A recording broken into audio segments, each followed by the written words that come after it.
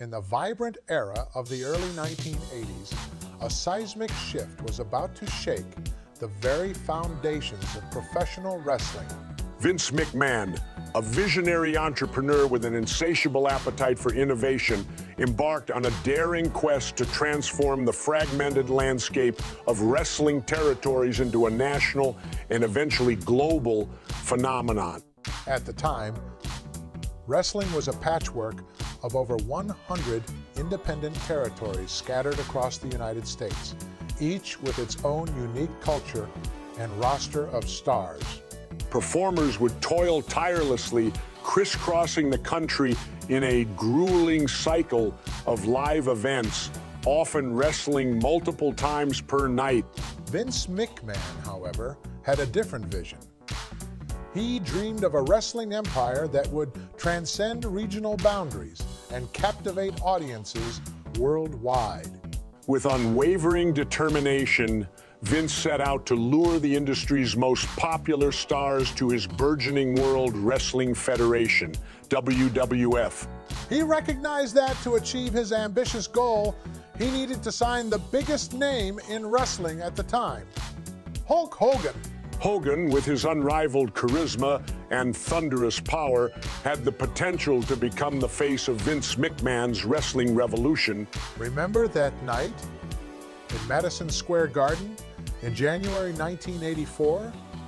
That epic title clash between Hulk Hogan and the Iron Sheik? Absolutely. As Hulk Hogan strode through that curtain, you could feel the electricity in the air.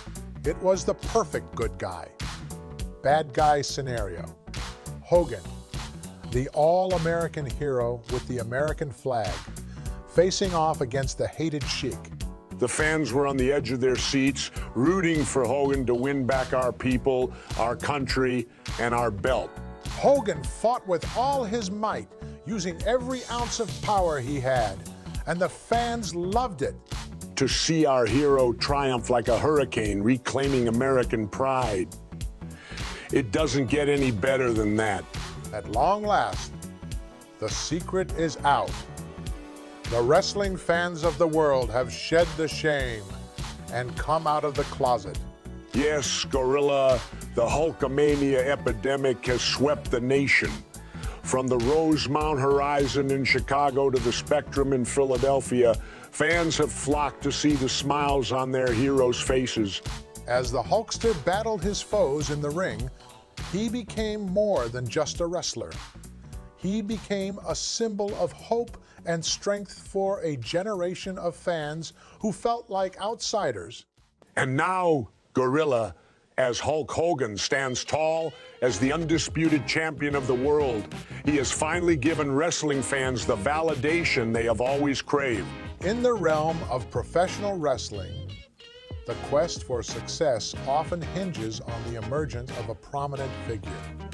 Vince McMahon's father, Vince Sr., imparted the wisdom that a thriving product requires a marquee star. But with the rise of Vince McMahon's vision, a question arose. How could this exhilarating form of entertainment capture the attention of a wider audience? What would pro wrestling become synonymous with?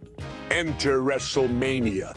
To cross this milestone, McMahon embarked on a strategic mission to integrate his product into the fabric of popular culture, resonating with those who were yet to embrace the world of wrestling. And there was no partnership more potent than the one forged with MTV. The collaboration became a catalyst, introducing wrestling to a new generation, transcending the boundaries of its niche following. Cyndi Lauper, the Grammy Award-winning icon, was the catalyst for this grand adventure. Yeah, back in the 80s, Lauper was like a pop deity. But more than just a musician, she was a symbol. She was a symbol. She was the Beyoncé, Britney Spears of her time.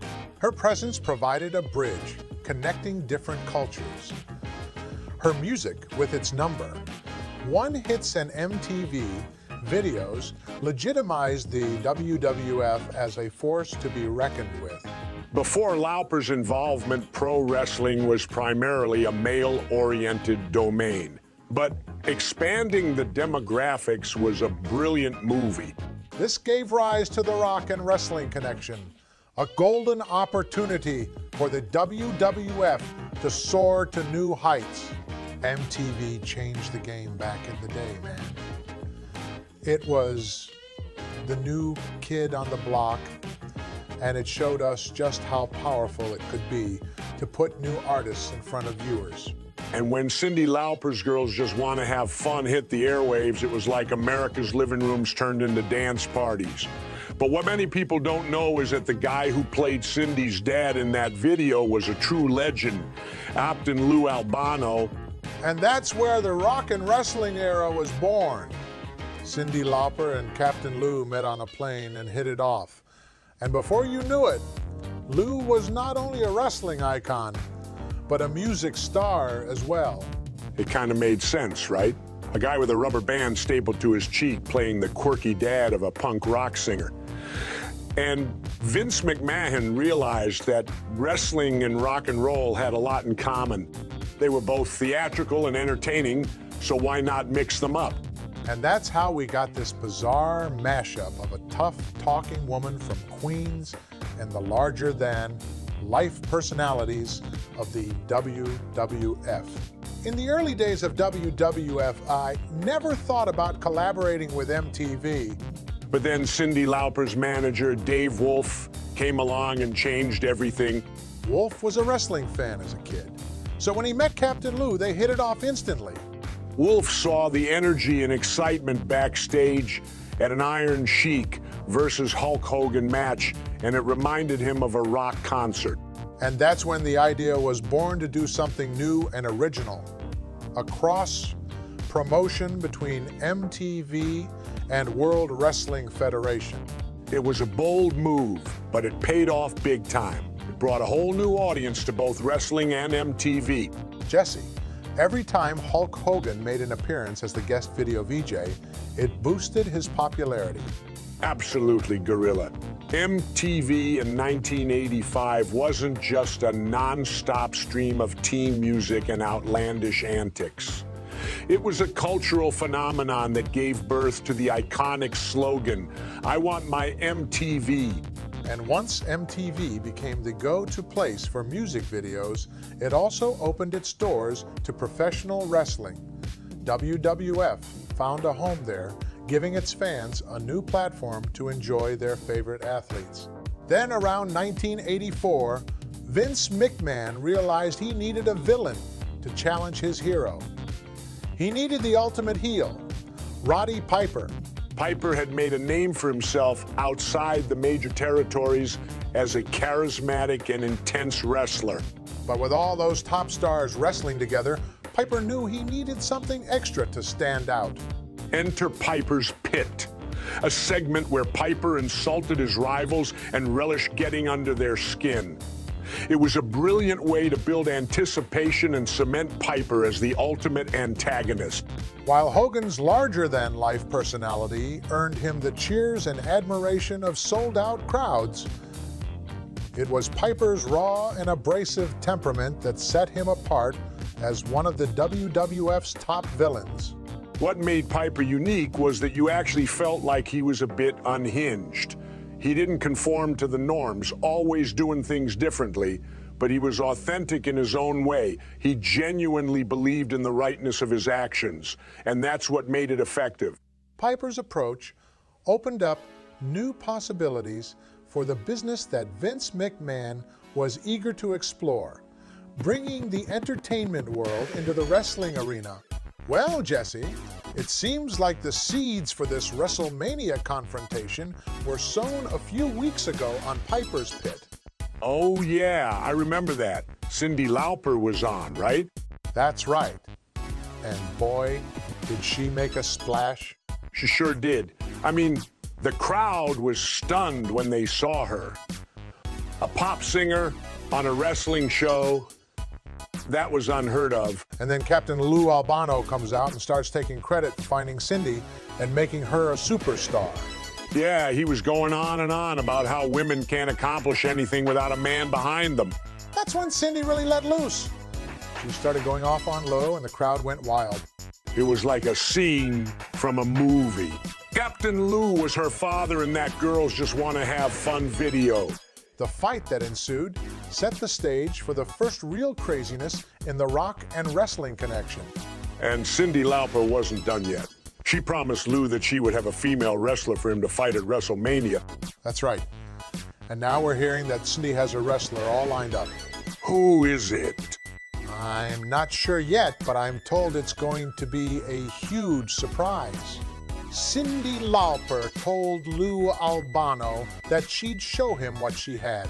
Wendy Richter, a young woman in her early 20s.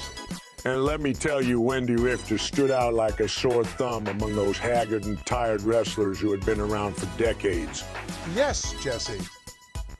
Richter had a certain appeal, a freshness that drew attention. When she appeared on the scene, she quickly surpassed Moolah in popularity.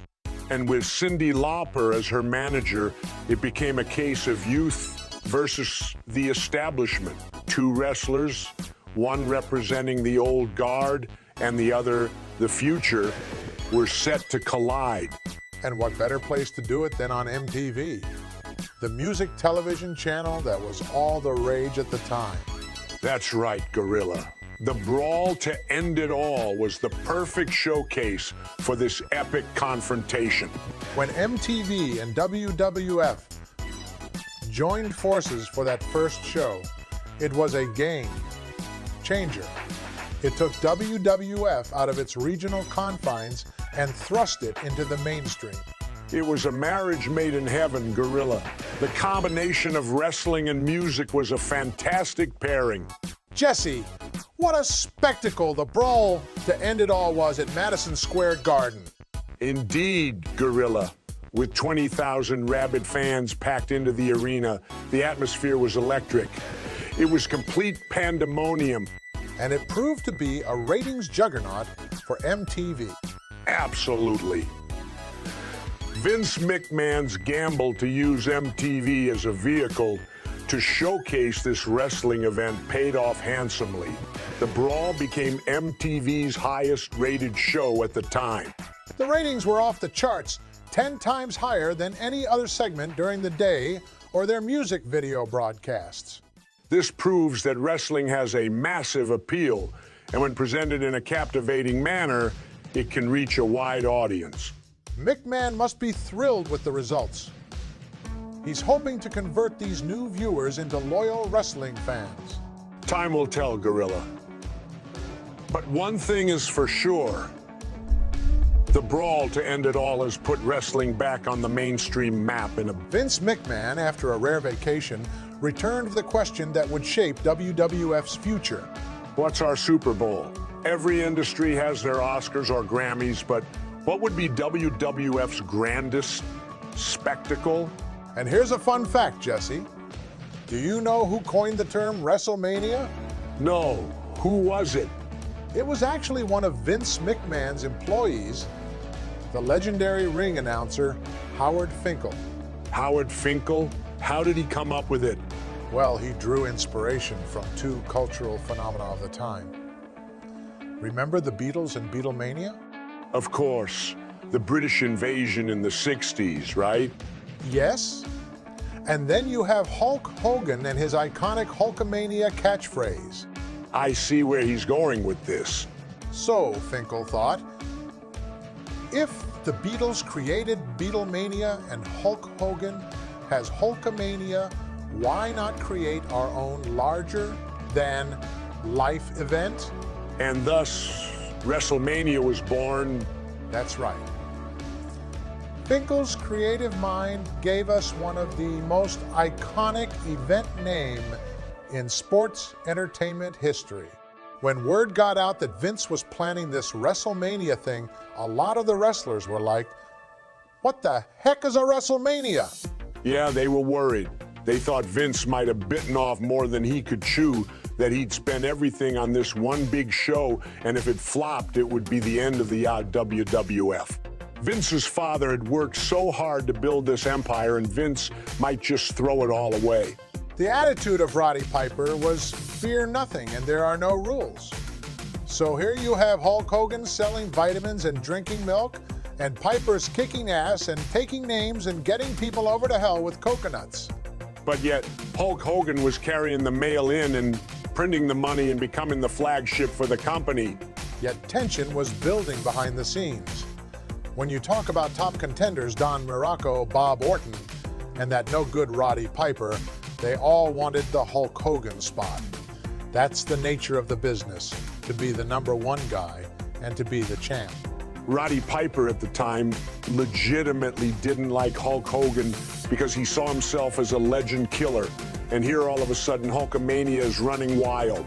Remember, Roddy Piper came in from Georgia where he was the top dog and was always used to being that guy and was always more of the old school.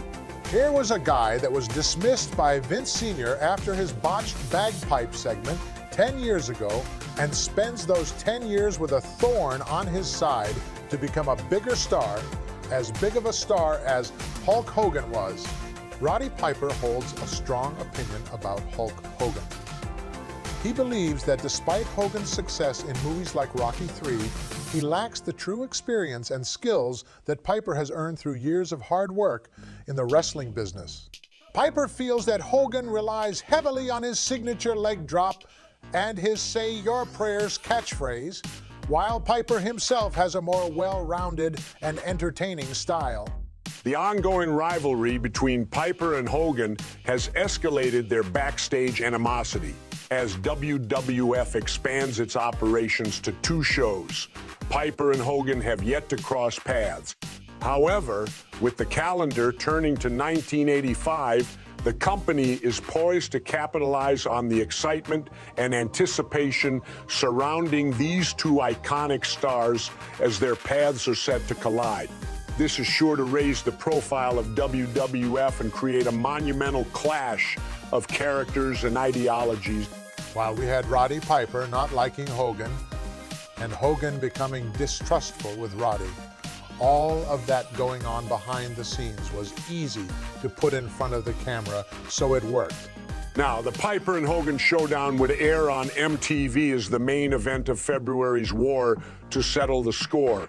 Hey, Jesse, did you hear about the stir caused by Geraldine Ferraro's remarks about Roddy Piper? Sure did, Gorilla. It's quite a story. Apparently, she made some comments about Piper during her women's event in New York, saying something like, "Why doesn't he come out and fight like a man?" Yeah, her campaign office was floored when WWF television aired it. They were worried it would damage her political career. Interesting that it didn't seem to hurt WWF's momentum during the war to settle the score. They had a lot going for them at that time. Absolutely. You had big names from politics, entertainment, and sports. And sitting front and center was none other than Mr. T, the hottest star on television. The main event between Hogan and Piper was intense. They went at it like they were trying to destroy each other.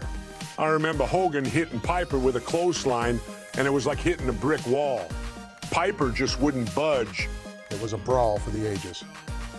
2 guys fighting for the spotlight, and it all felt so real. Now, Hulk Hogan getting a clean pinfall or submission would have been the most satisfying way to conclude the match. But unfortunately, that didn't happen. Yeah, Roddy Piper had this old school mentality to protect himself. That's why back then he didn't want to put Hulk Hogan over, and that's why the finish was screwed up. Typically, a disqualification in a match with that form of storytelling leaves a very, very unclear, unsatisfying closure to that story. Hogan was the face of the business, but here you had everybody butting heads. Yet, WWF had MTV on their side. New demographics, new kids, new audience, plugged right in.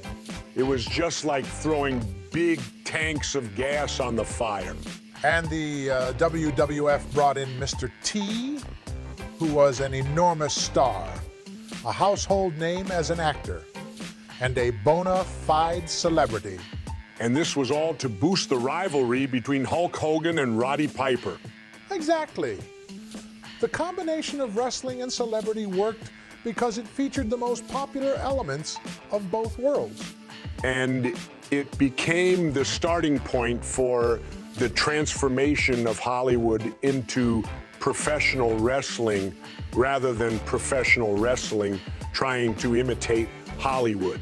Despite the inconclusive ending, with Mr. T interfering and Hogan getting disqualified, the fans loved it. It registered a strong 9.0 rating for MTV. And with the unfinished business between Hogan and Piper, a rematch was inevitable. You got it, Gorilla. And this time, the stakes would be even higher. McMahon would bet his entire company on the outcome at Wrestlemania. That's right, Jesse. The Hogan-Piper rivalry headlined the biggest event in WWF history. And with the personal animosity between them, it was sure to be an unforgettable encounter.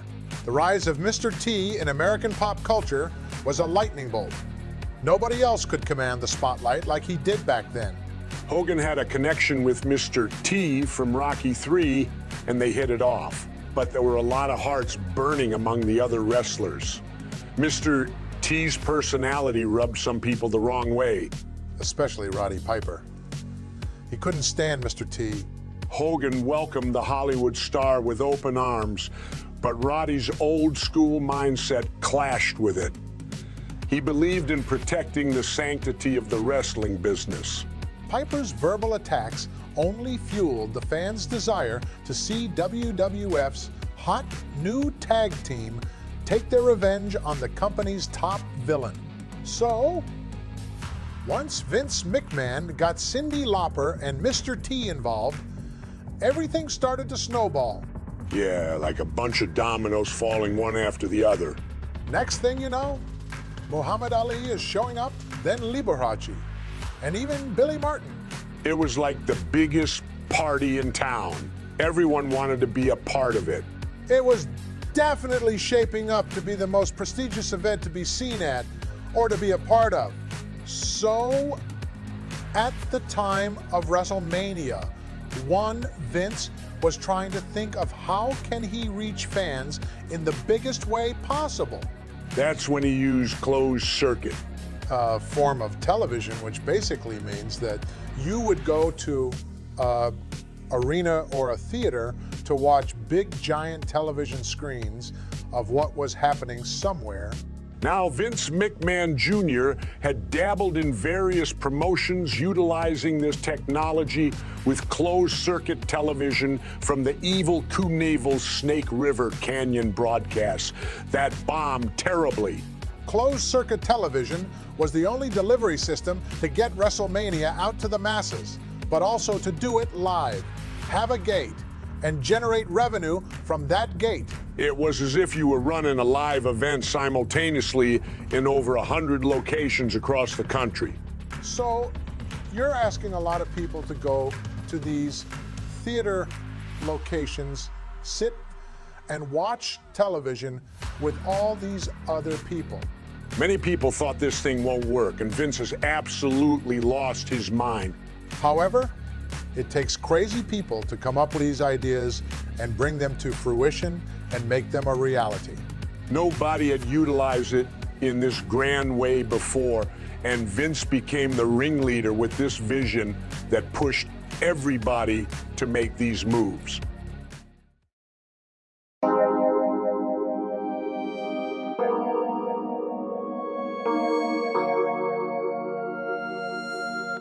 Jenna swimwear, designed for strength, style, and sun-soaked days.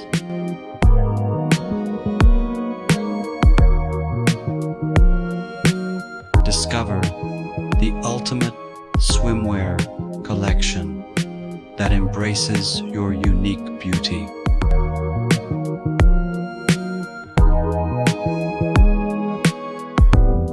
With Jenna, you can make a statement wherever you go.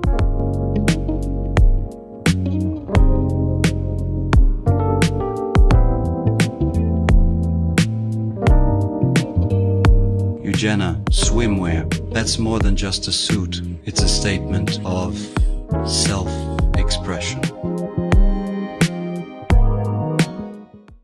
Welcome to Madison Square Garden, fans. We have arrived at the historic first Wrestlemania on March 31st, 1985, with a record-breaking crowd of 19,121 in attendance. It's an exciting night for wrestling, Gorilla. But I couldn't help but notice something peculiar. What's that, Jess? When we opened the show, there was no Easy Lover by Phil Collins and Philip Bailey. Instead, they played a different piece of music. That's interesting. I wonder why they made that change. And get this, Gorilla. Hogan came out to Real American. But that wasn't his theme song yet. It belonged to the U.S. Express. Indeed, Hogan used to come out to Eye of the Tiger. But I believe this change highlights the growing importance of music in professional wrestling. Absolutely.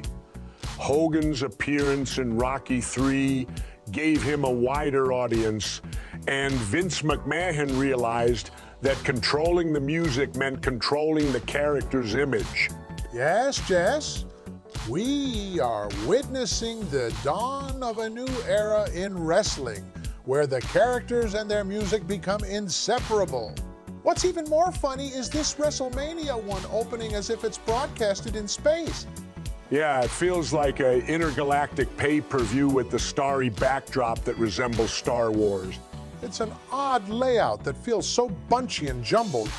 Mixed in with the interchanging images of the people that are of the superstars that are wrestling in the matches, along with the feuds, along with the celebrities. It's just too much. At this point, WWF only has 20 employees. That's a small number for a company like that. Yeah, but they have a complete production arm and a couple of people who produce the live sports events. So they're pretty self-sufficient. Right. And Vince McMahon originally wanted to be a heel wrestler, but he's found his true calling in television production. He's really good at it too. WWF's production values are top-notch. Yeah, he's a real perfectionist.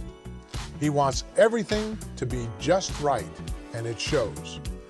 WWF shows are always entertaining and well-produced. Well, Jesse, as we look back on the history of the WWF, it's clear that the graphics and production value of the TV shows have come a long way. You're not kidding, Gorilla. The first WrestleMania was nothing more than a blacked-out audience. That's right. But since then, WWF has made some major strides. And a lot of that has to be attributed to WWF's deal with Dick Ebersol. Yes. Ebersol was the boss at NBC at the time, and he was also a good friend of Vince McMahon. And that friendship helped green-light Saturday night's main event, which was a huge turning point for WWF. It gave the company a national audience, and it helped WWF to become the global phenomenon that it is today. So we've come a long way, Gorilla. We certainly have, Jesse. And the future looks even brighter for WWF. It's amazing how different WrestleMania 1 and WrestleMania 2 look. Yeah, WrestleMania 1 looks like some kind of off-label thing. You literally can't see anybody from most of the shots. The floor is mostly concrete and nothing is bright or well, mic'd up. It's like a completely different world from WrestleMania 2. That's when Dick Ebersol took over production and made a bunch of changes to the visuals. Yeah, it totally transformed the product. It's like night and day. Remember, Dick Ebersol was also involved in the production of WrestleMania 2. He knew how to put on a show and make it look amazing. And it really paid off. WrestleMania 2 was a huge success. The crowd is erupting here, Jess. The energy is absolutely electric as Howard Finkel kicks off WrestleMania. The crowd response is deafening, and I can't help but feel the anticipation in the air. It's amazing, Gorilla. The fans are so pumped for this event. And now, they're welcoming Mean Gene Okerlund to the ring. Yes, indeed. Mean Gene is going to be singing the Star Spangled Banner. I'm not sure what to expect, but I'm sure it's going to be memorable. I don't know about you, Gorilla, but I think Gene has one of the most unique renditions of the national anthem I've ever heard. Oh, yes. It's certainly not the most traditional interpretation, but it's got a certain charm to it. Still, I can't help but think of Rockin' Robin's infamous performance at Wrestlemania 5. Oh, that was a disaster. I don't think Gene's rendition will be quite as bad as that. Well, let's hope not. But either way, it's sure to be a moment that we'll never forget. Gene Okerlund certainly brings in the crowd, probably because he forgot the words. Welcome to the grandest stage of them all, Madison Square Garden. And now let's meet the legendary announce team.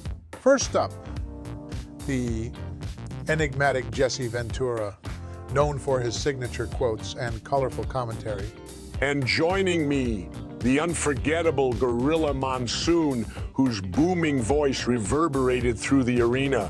And now, from the rafters, the incomparable Howard Finkel, his microphone descending from the ceiling.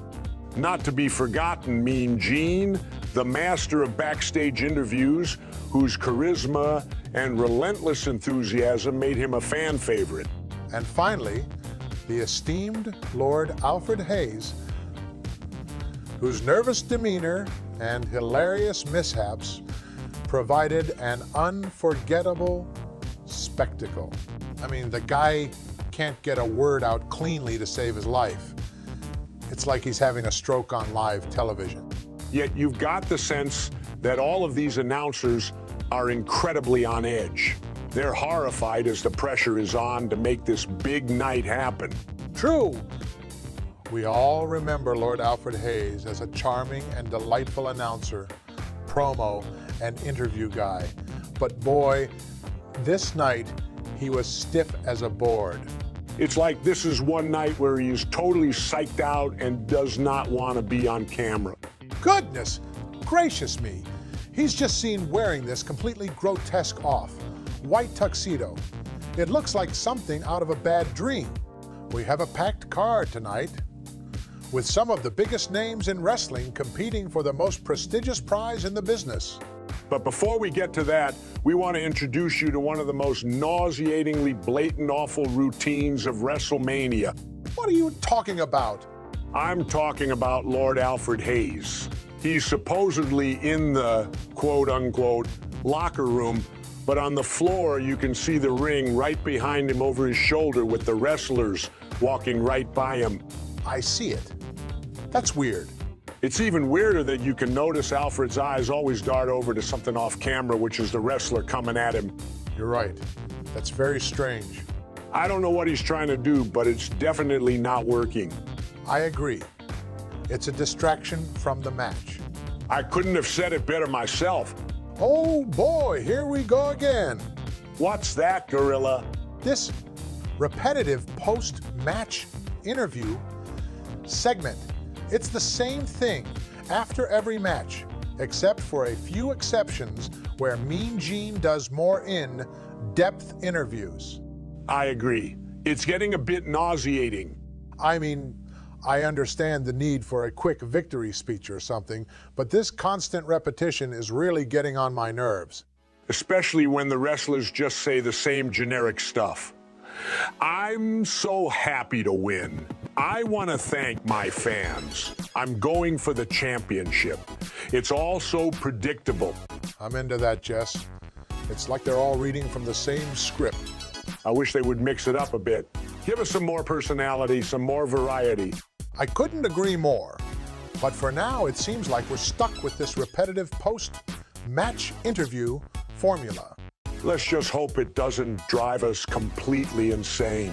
The show begins with Gene Okerlund in the locker room with Tito Santana, El Matador. Tito says he respects every man he's gone up against and says the Executioner is going to find out about the big leagues real soon.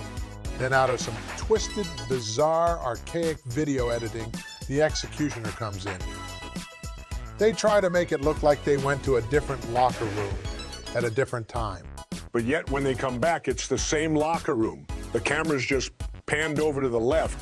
Now, Gino Carlund is talking with the Executioner. The Executioner, real name Buddy Rose, was a nobody in the WWF.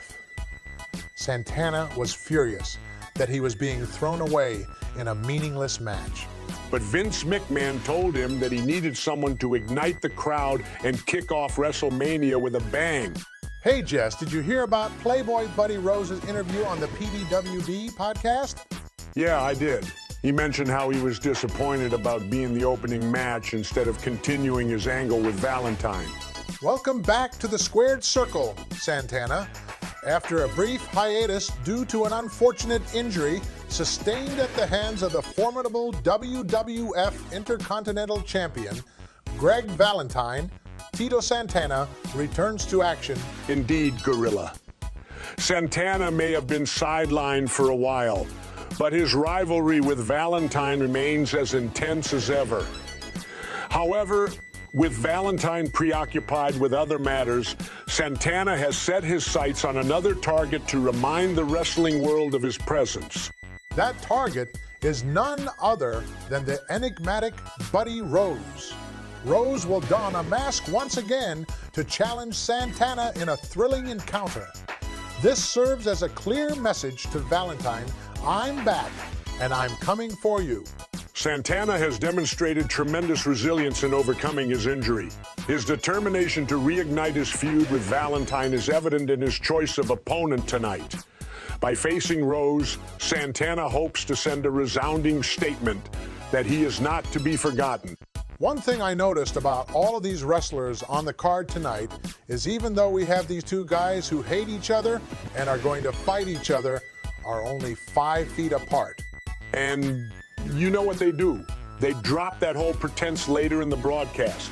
And then they bring it back? Later in those interviews, Gene interviews the face, and then the heel just walks in from the left side of the room, and you're like, wait a minute. His opponent was standing there watching the good guy rip him down in the interview, and yet the babyface has the patience to wait his turn? Now, Playboy Buddy Rose was one out of 1 million people. But a substantial stable of wrestlers that Vince McMahon brought in after raiding Vern Gagne's WA. From Hulk Hogan on down to Bobby Heenan. Iron Sheik as well came out of Minneapolis, formed the AWA, including myself.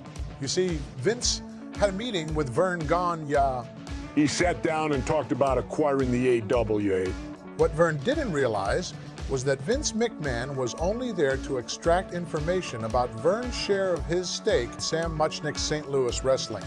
And what was his plan with that information? To figure out how to undercut Muchnick on the St. Louis affiliate that played his wrestling show for decades of Wrestling at the Chase. Did you hear about what Vince Jr. is doing? No, what's up?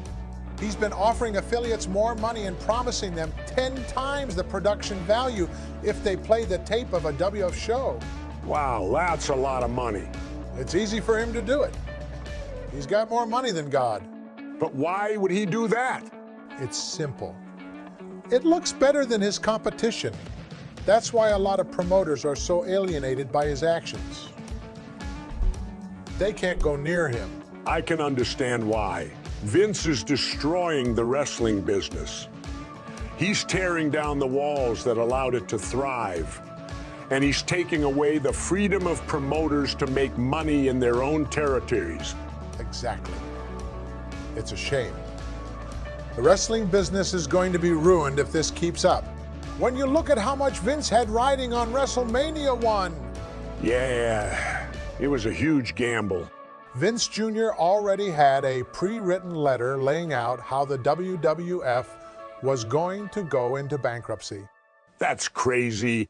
because tickets for these closed-circuit screenings of Wrestlemania, one, were not moving in anywhere near the pace to cover the deposits that they put in with some 200 to 300 theaters and arenas across the country.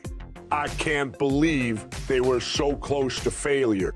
And not everybody all at once was going out to buy these tickets, which were priced as high as $100 in 1984. That's a lot of money for a wrestling show. It was a big risk. It paid off in the end. So, Jess, why was Wrestlemania one such a big deal? Well, when Vince McMahon brought in George Scott from Georgia Championship Wrestling as his booker, he brought with him a bunch of young wrestlers from that territory, like Roddy Piper, Ricky Steamboat, and Greg Valentine. And then, when the WWF expanded into Buffalo, Cincinnati, and Toronto, that's where the Frank Tunney connection came in, because George Scott had all these relationships with wrestlers and promoters. And finally, when Vince raided the AWA, all those guys came over, which helped George Scott book a great Wrestlemania one. So why the change from Playboy Buddy Rose to the Executioner? That's a good question. I've heard rumors, but I'd like to hear it from the source. Well, I heard it straight from the horse's mouth. Buddy Rose himself told me the story. Do tell. You see, when George Scott was the booker, he wanted Buddy Rose on the card, but he didn't want him as Playboy Buddy Rose. He had bigger plans for him and Steamboat. I see. So, Scott told Buddy, we're gonna repackage you. We're gonna make you the Executioner. And Buddy agreed? He didn't have much choice. Scott was the boss. Besides, Buddy knew it was a chance for a bigger spotlight. So they slap on this awkward Kato mask on him of all masks, and he goes into this awkward promo about going after Santana's leg. Now is he hungry about winning the match or salivating over Thanksgiving turkey? I don't know, but I'm more interested in where Buddy Rose got that suit from. He says he wore a black suit to Colonel De Beers, who later wrestles for the AWA, but was wrestling in Portland earlier, as a convict had given it to him. Then, to hide the identity of his boots, he used electrical tape to cover up the word Playboy. That's hilarious. He must have hated wearing that mask. Oh, he did. He said it was the first and only time he had to wear it, and he was thankful to just getting a chance to be on the card. Well, at least he made the most of it. Yeah, he certainly did. Colossal Tussle. That's a ridiculous name. I agree, Gorilla. It sounds like a bad joke. With a name like that, it would have been doomed to failure from the start. People would have called it a colossal hustle, for sure. It reeked of desperation and lack of creativity. I'm glad Vince McMahon changed his mind. Me too. The name Wrestlemania is much better. It's iconic and memorable. It's a name that has stood the test of time. Then 6 minutes into the show, Jesse says that Wrestlemania is already living up to everything he expected. Yet I'm very excited to have Chico Santana versus The Mask. The Masked Man. Yeah, nice studying your linear notes there, Jesse. I thought Tito was facing the Executioner, not the Masked Man, because he's not even the Masked Man. Jesse makes it sound like Tito is facing the guy who's selling the masks at a Halloween store. So why is Buddy Rose insulting our intelligence? Does that mean that Playboy Buddy Rose is being played by the Masked Man? We start with a spot that has become a cornerstone in most wrestling matches. Indeed, Gorilla.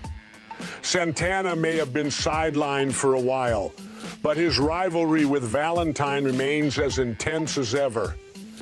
However, with Valentine preoccupied with other matters, Santana has set his sights on another target to remind the wrestling world of his presence.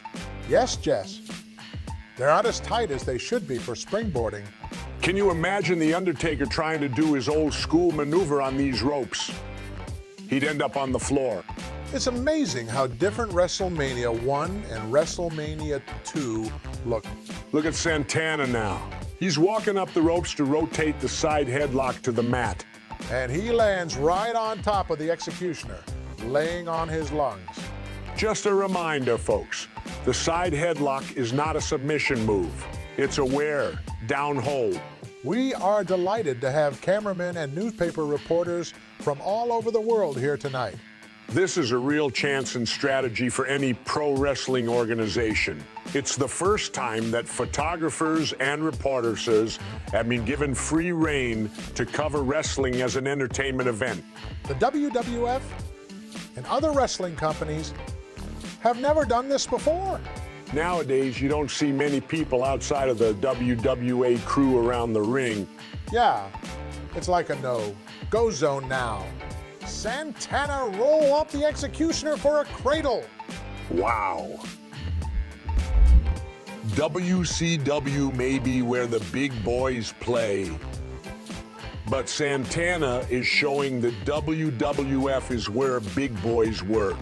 Now the Executioner's targeting the leg as promised with a step over toe hold. But Santana tosses him off Ric Flair style. It's funny that the Executioner does a Bret Hart spot where he's working the leg to set up the sharpshooter. Yeah, but he drapes the leg over the middle rope and then swings off the middle rope and sits down on the exposed leg. I'm sure Gorilla never accused Bret of doing an illegal move. He suddenly looks the other way. I'm sure I would have called him out on that.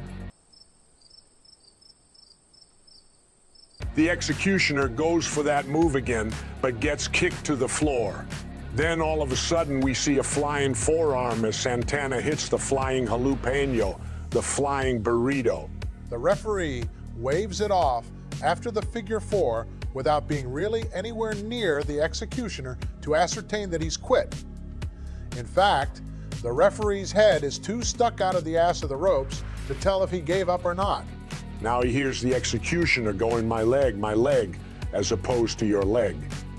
Tito reverses the fortune in his favor by hooking the figure four on him. Tito continues to keep the hold locked on the heel after the bell rings. It's almost as if he was waiting for a particular cue to release the figure four. Yes, because there was a big thing here with this brand new pressure to hit those time cues. Right. WWF had been taping all of their TV up to this point in time. So this live television broadcast and closed circuit atmosphere was and it was a lot of wasted money for them if things weren't done on time. That's what Buddy Rose talked about in later interviews. He said that night became the night when wrestling stopped being where you could just have a match. You had to make it short and fit within an exact time frame so they could get the next match on. It certainly made for a very interesting first WrestleMania match. It was over in just 4 minutes and 50 seconds with Tito Santana defeating the Executioner with the figure four lock submission. The Executioner was played by Buddy Rose. Now I feel like this was a weird choice for an opener. The Executioner is such a generic character, and Tito was clearly the guy billed as the star.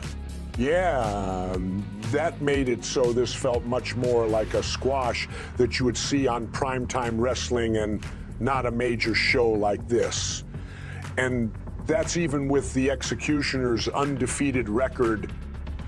I mentioned that Tito could have pinned the Executioner, but he was serving notice by locking in that figure four to Greg Valentine. It's a tease, Jess. They're giving us a glimpse of future matches, just like any other television show. But this isn't all payoffs, Gorilla. WrestleMania wasn't that thing yet. True. But it's starting to get there. The fans are getting hooked on these stories, and they're hungry for more. Introducing Eugenia swimwear, where confidence meets elegance. Feel sexy, Feel empowered with Eugenia, the embodiment of swimwear fashion. Made from premium quality materials. Eugenia swimwear hugs your curves in all the right places, ensuring a perfect fit and ultimate comfort.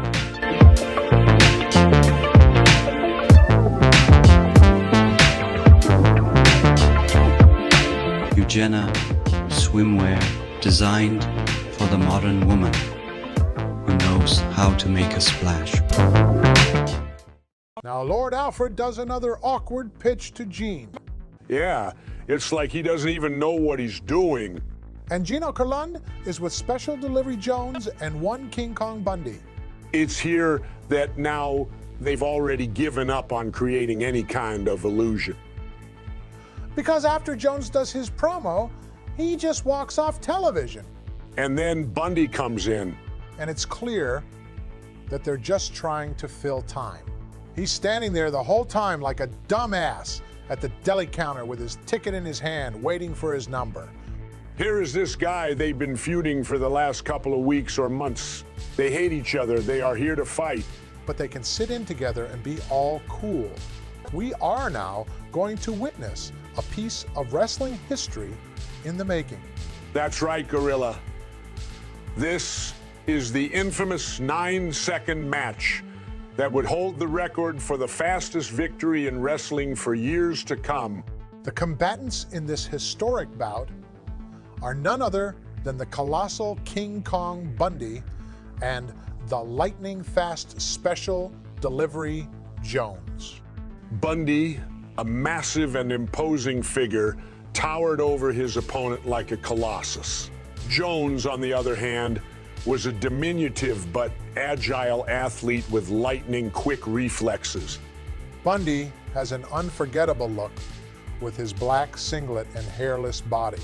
He's a perfect fit for Vince McMahon's WWF, a perfect opponent for Hulk Hogan. But before he challenges Hogan for the belt, we need to build him up. And Wrestlemania is the perfect platform to do that. My goodness, Gorilla. Bundy is enormous. He's not just big, Jesse. He's strong. Believe me, he can get a reaction from the crowd. He's going to be a tough challenge for any wrestler in the WWF.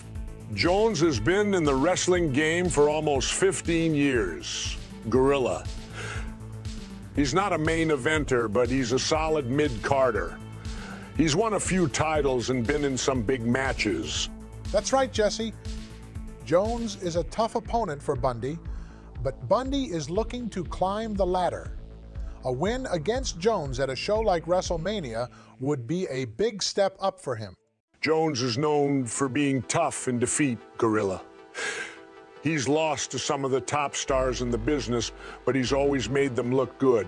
He's had some big wins against mid-card opponents at smaller shows, too. This is going to be a great match, Jesse. Two tough guys going at it. All right, Jesse, we're here at ringside and it's about to get underway. That's right, Gorilla. They're doing this thing where they ring the bell. Introduce Jimmy Hart, ring the bell again. Introduce King Kong Bundy, ring the bell again. I know, it's like they're ringing the bell for a church service or something. With all this bell ringing going on, I feel like I should be reciting a sermon. I also find it odd that both of us get along. We are not at that level of any anti-commentary. We are both on the same page. There is not a face commentator and there is not a heel commentator. We're both more neutral than normal. We are more like kind of objective observers with our own personality on it. The bell rings and the match begins with Jones charging at Bundy. But Jones charges off the ropes right into a bear hug. Bundy then rams into the corner and hits the running splash in there called the avalanche. And now he splashes Jones on the mat for the 1, 2, 3. It's over. The time of the fall is 9 seconds. Your winner, King Kong Bundy. Gorilla, this was nothing more than a squash to showcase Bundy's dominance. Indeed, Jesse. Jones was a jobber, a sacrificial lamb brought in to feed to the monster. However, the WWF shamelessly announced the victory as taking only 9 seconds, a blatant falsehood. And while this may be the fastest match according to the WWF, let's not forget the real record holders. The Hart Foundation defeated the Bolsheviks in 18 seconds at WrestleMania 6. And in 1985, Dynamite Kid pinned Nikolai Volkov in 7 seconds, and Uncle Elmer pinned Jerry Valiant in 6 seconds. This so-called record is nothing but a joke, Gorilla. A sad attempt to hype up a meaningless match. You're right, Jesse. This match was a stain on WrestleMania history, not a moment of glory. Welcome to the world of Eugenia Swimwear, where style meets sensuality. Introducing our newest collection, designed to make heads turn. Whether you're lounging by the poolside or dancing under the moonlight, Eugenia Swimwear has you covered beautifully. Feel the touch of sensuality. Experience the allure of Eugenia. Eugenia Swimwear, where elegance and desire seamlessly collide. We've got a special treat for you tonight. Oh yeah, Gorilla, what's that? We've got the one and only Ricky Steamboat taking on Matt Bourne. Matt Bourne, who's that? Bourne is a seasoned enhancement talent who's made a name for himself in the WWF. Much like King Kong Bundy, Steamboat has only been with the WWF for a short while. But tonight, the MSG crowd has a chance to experience his incredible skills without putting him in a grueling match with an equal. Bourne, on the other hand, may not be instantly recognizable to some, but he has a rich history in the wrestling world, from his days as Colonel Declerc and Big Josh in WCW to his stint as the original heel Doink in 1993. This match is akin to the Santana Executioner bout from earlier tonight. It's designed to showcase Steamboat's exceptional abilities and give the fans a glimpse of what he's capable of. Funny, we had noted that Matt Bourne was going to clown around in the ring tonight. Well, I guess we have the wrong tape. Yeah, it seems like we're going to have to wait a little longer to see Bourne put on his clown makeup. Now Ricky Steamboat steps into the frame and he just looks huge. Steamboat says he's basically come to the arena to develop that lack of nice kindness that Bourne called him out on. As we all know, Steamboat is one of the impressive imports thanks to George Scott, who got his start in the Carolinas, whom is known for his legendary feud with Ric Flair in the mid-70s. It's not just wrestlers who are feeling the pressure gauge at this event because Gene Okerlund cuts Steamboat right off as he begins to talk on. Damn near 1.2 million are looking in on this particular event, and nobody wants to lose in front of that many people. That's an impressive number, Jesse. It certainly is. The only way else one could view this pay-per-view was to go to your local cable company and pick up a special box to be able to see it. Vince must be on the edge of his seat tonight. He is, because he could tell how many tickets were being sold in advance. That's how the wrestling business worked. You bought your tickets in advance. I've noticed that on old MSG shows on YouTube, they would announce the main event and the date of the next MSG show during the intermission. That's right.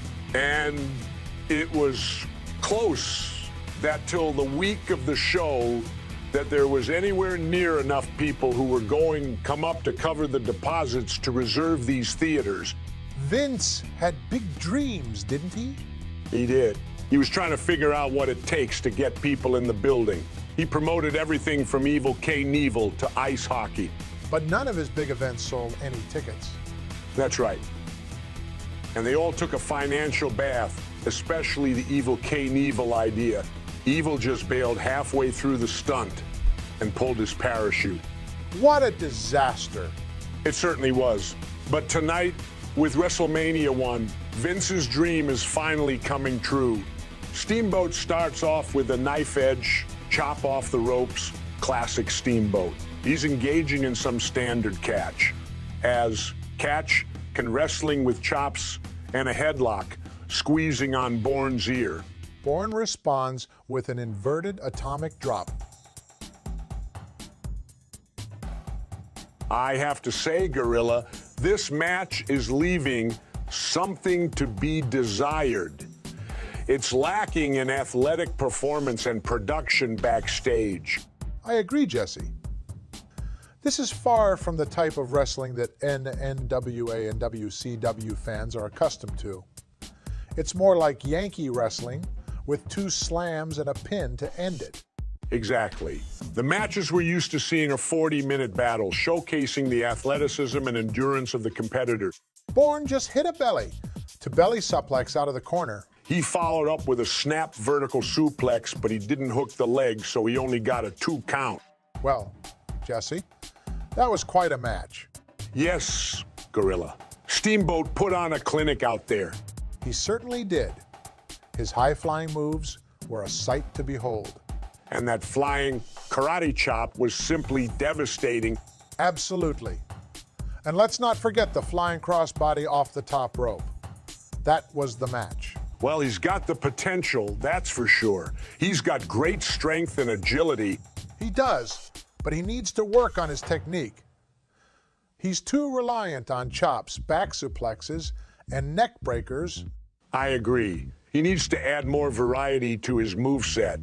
Yeah, Ricky wasn't a huge star yet, but he was rapidly becoming known as something special. It would be another year or so before he started tearing the house down on a regular basis and started having his masterpieces. Bourne would be a lot better when he had a gimmick to go with his skills. Yeah, he was just a young guy trying to find his way. But you could see the potential. Yeah, he's one of the greats now. But back then, he was just a good wrestler.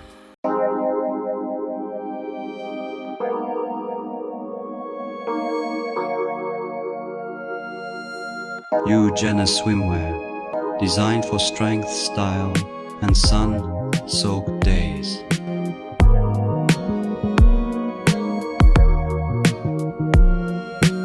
Discover the ultimate swimwear collection that embraces your unique beauty.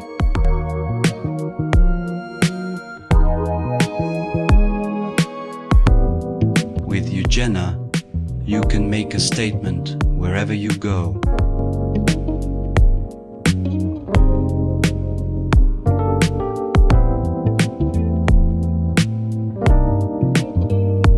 Jenna swimwear, that's more than just a suit. It's a statement of self-expression.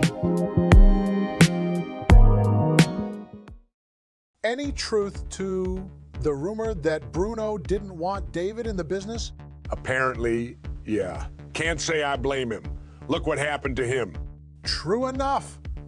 But David didn't let that stop him. Not one bit. He embraced the nepotism and became a wrestler anyway, as Bruno Sammartino Jr. in Georgia Championship Wrestling.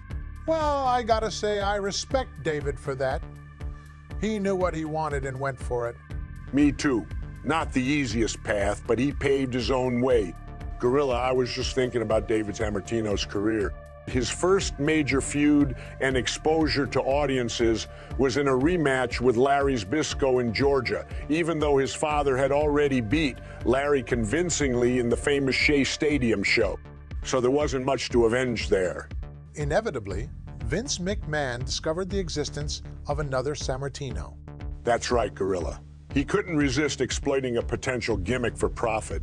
Vince saw dollar signs in Bruno's son, David. Yeah, he tried to mold David into the next living legend. But it didn't quite pan out the way Vince had hoped. David had trouble living up to his father's legacy. The fans weren't as receptive. Despite Vince's best efforts, David Sammartino's career never reached the heights of his father's. It's a harsh truth, but not everyone can be a legend. Vince had to accept that. Even with his power and influence, he couldn't force a Sammartino. And now? Let's head over to Lord Alfred Hayes, who's holding the Wrestlemania program for dear life. What's up with Hayes? He looks like a stiff board. I know, right? He's about as lively as a dead oak tree. But, hey, at least he's got something to read. He's talking about Brutus Beefcake, the so-called pompous powerhouse. What a joke. True, David's got a father who's a legend in this business, but he's nothing but a big, muscle-bound oaf. Still, when they cut over to Johnny Valiant and Brutus Beefcake, Valiant doesn't allow Beefcake to speak a single word. Honestly, what on earth is he rambling about? Is he talking about a fist or a watch? Evidently. Valiant's point is that if Beefcake extends his fist, Bruno is essentially threatening to surrender his watch. So he's glaring at Beefcake, and Beefcake makes this absurd noise with his mouth. It's utterly bizarre. It appears he's on the verge of uttering something, but changes his mind as Valiant proceeds with his rant. He's literally shouting over Gene Okerlund, who hasn't yet reached the point where he's become adept at conveying the reprehensible nature of heels through his facial expressions. This is somewhat of a glimpse into Okerlund's pre-evolution before he evolved into a master of storytelling with his facial expressions as the wrestlers engage in their verbiage.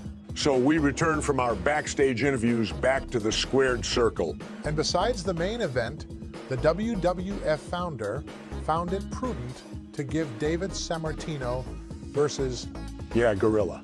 The most time on the show in 11 minutes and 44 seconds. Yet, it's the slowest too.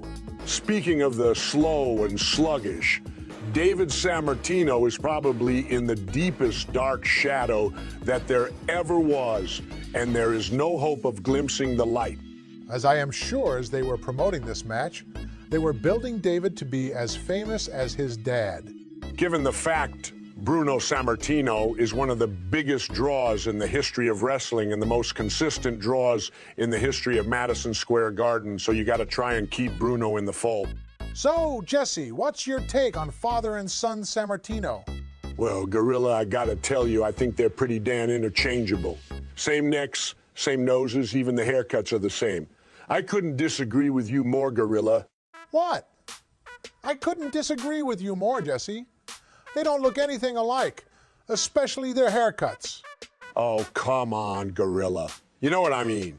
They're both just generic Italian wrestlers. Fine. But you gotta admit, they're not exactly the most original wrestlers out there. Meanwhile, in the opposing corner, Brother Brutai, the Zodiac Man, the man with no face, the man with no ass, the man with a 12-minute match at WrestleMania 1. Obviously, the man with no life. Ha ha ha! Jesse, you are a riot. I try, Gorilla. I try. Ladies and gentlemen, the match begins as Brutus struts away after their lock. Well, Gorilla, I think Beefcake and Valiant are causing stalling tactics. I agree, Jesse. They're just trying to run out the clock and avoid a decisive finish. And Brutus Beefcake is a master of psychology. Well, yeah, he can get you in that waistlock takedown and he can just ride you. You know, he's got that amateur background. Yeah, he's a very skilled wrestler. Look at those scars on Bruno's face. Those are from years of wrestling in the ring. Actually, Gorilla, those are from years of blading in the ring. Brutus performs a body slam on David and begins working on that arm. Bruno consults with David during the course of the match. David is just so short and stupid looking compared to Beefcake. He looks more like someone who can't pay his rent as a wrestler. Headlock takeover by Brutus designed to get David huffing and puffing and puffing. This is designed to get David huffing and puffing, as we point out, because that drains the cardio. David then goes to a toe hold and stands cranking on it and picking the ankle where he comes loose and keeping control of Brutus's legs. This is okay because if you don't have an amateur base, then forget it. Unless you're someone like Bundy. Well, I understand he had an amateur base too. But before we get started, Gorilla, I gotta ask you something. What base? What do you mean? What base? Most of these wrestlers have a bodybuilder roid base. You know, they're all jacked up on steroids. Oh, that. Yeah, I see what you mean. But Bundy, he's got a different base. What kind of base? An amateur buffet base. His Golden Corral stretches all over the East Coast. That's a good one, Gorilla. Anyway, back to the match. David just hit a high vertical suplex on Brutus. And he's going for the pin? But Brutus kicks out at 2. Suddenly, David gets dumped to the dirty floor. That's a dirty move. And now Johnny Valiant is coming into the ring. What's he gonna do? We've got a Pier 4 brawl on our hands tonight as Bruno Sammartino takes on Johnny Valiant. Bruno's about to unleash. Bruno's gone nuts. He's throwing punches like a maniac. And the crowd is loving it. They're going nuts for Bruno. Bruno knocks Valiant over the ropes. And it's double disqualification. This is pandemonium. I've never seen anything like it. Now, I don't know what the larger design of this match was, but it wasn't sinking in for me. Maybe it was just to get Bruno out in front of the crowded MSG. It had to have been because we never saw David Sammartino ever again on a major show. Interesting. It's like they use him as a prop to boost Bruno's image. David's father, Bruno, was one of the greatest wrestlers of all time. But David, well, let's just say he doesn't have the same talent. I agree. David had a good look, but he's not very good in the ring. No, he's not. But he's here for one reason only. To keep Bruno around for a few more years to draw in some extra crowds. That's right. This match is happening for one reason only, to make money. So, my boy, I'm afraid I have some bad news about young David. Oh, no. What's the matter? To put it delicately, David's, bits short and stocky. And he doesn't seem to grasp the finer points of ring psychology like his father did. That's a shame. His father was one of the best. Introducing Eugenia Swimwear, where confidence meets elegance. Feel sexy, feel empowered with Eugenia, the embodiment of swimwear fashion. Made from premium quality materials. Eugenia Swimwear hugs your curves in all the right places, ensuring a perfect fit and ultimate comfort.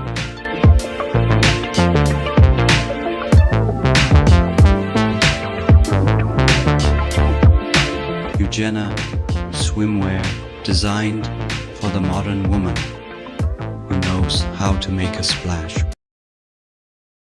But let me tell you about one of my favorites, Greg Valentine. Greg Valentine? Never heard of him. That's surprising. He was a huge star back in the 80s. He went back to the WWF in 1984 when Vince McMahon was just starting to expand the company nationally. And how did he do? He did great. His first manager was Captain Lou Albano, and then he was managed by Jimmy Hart. Sounds like he had a great team. He did. And he won the Intercontinental Heavyweight Championship in 1984.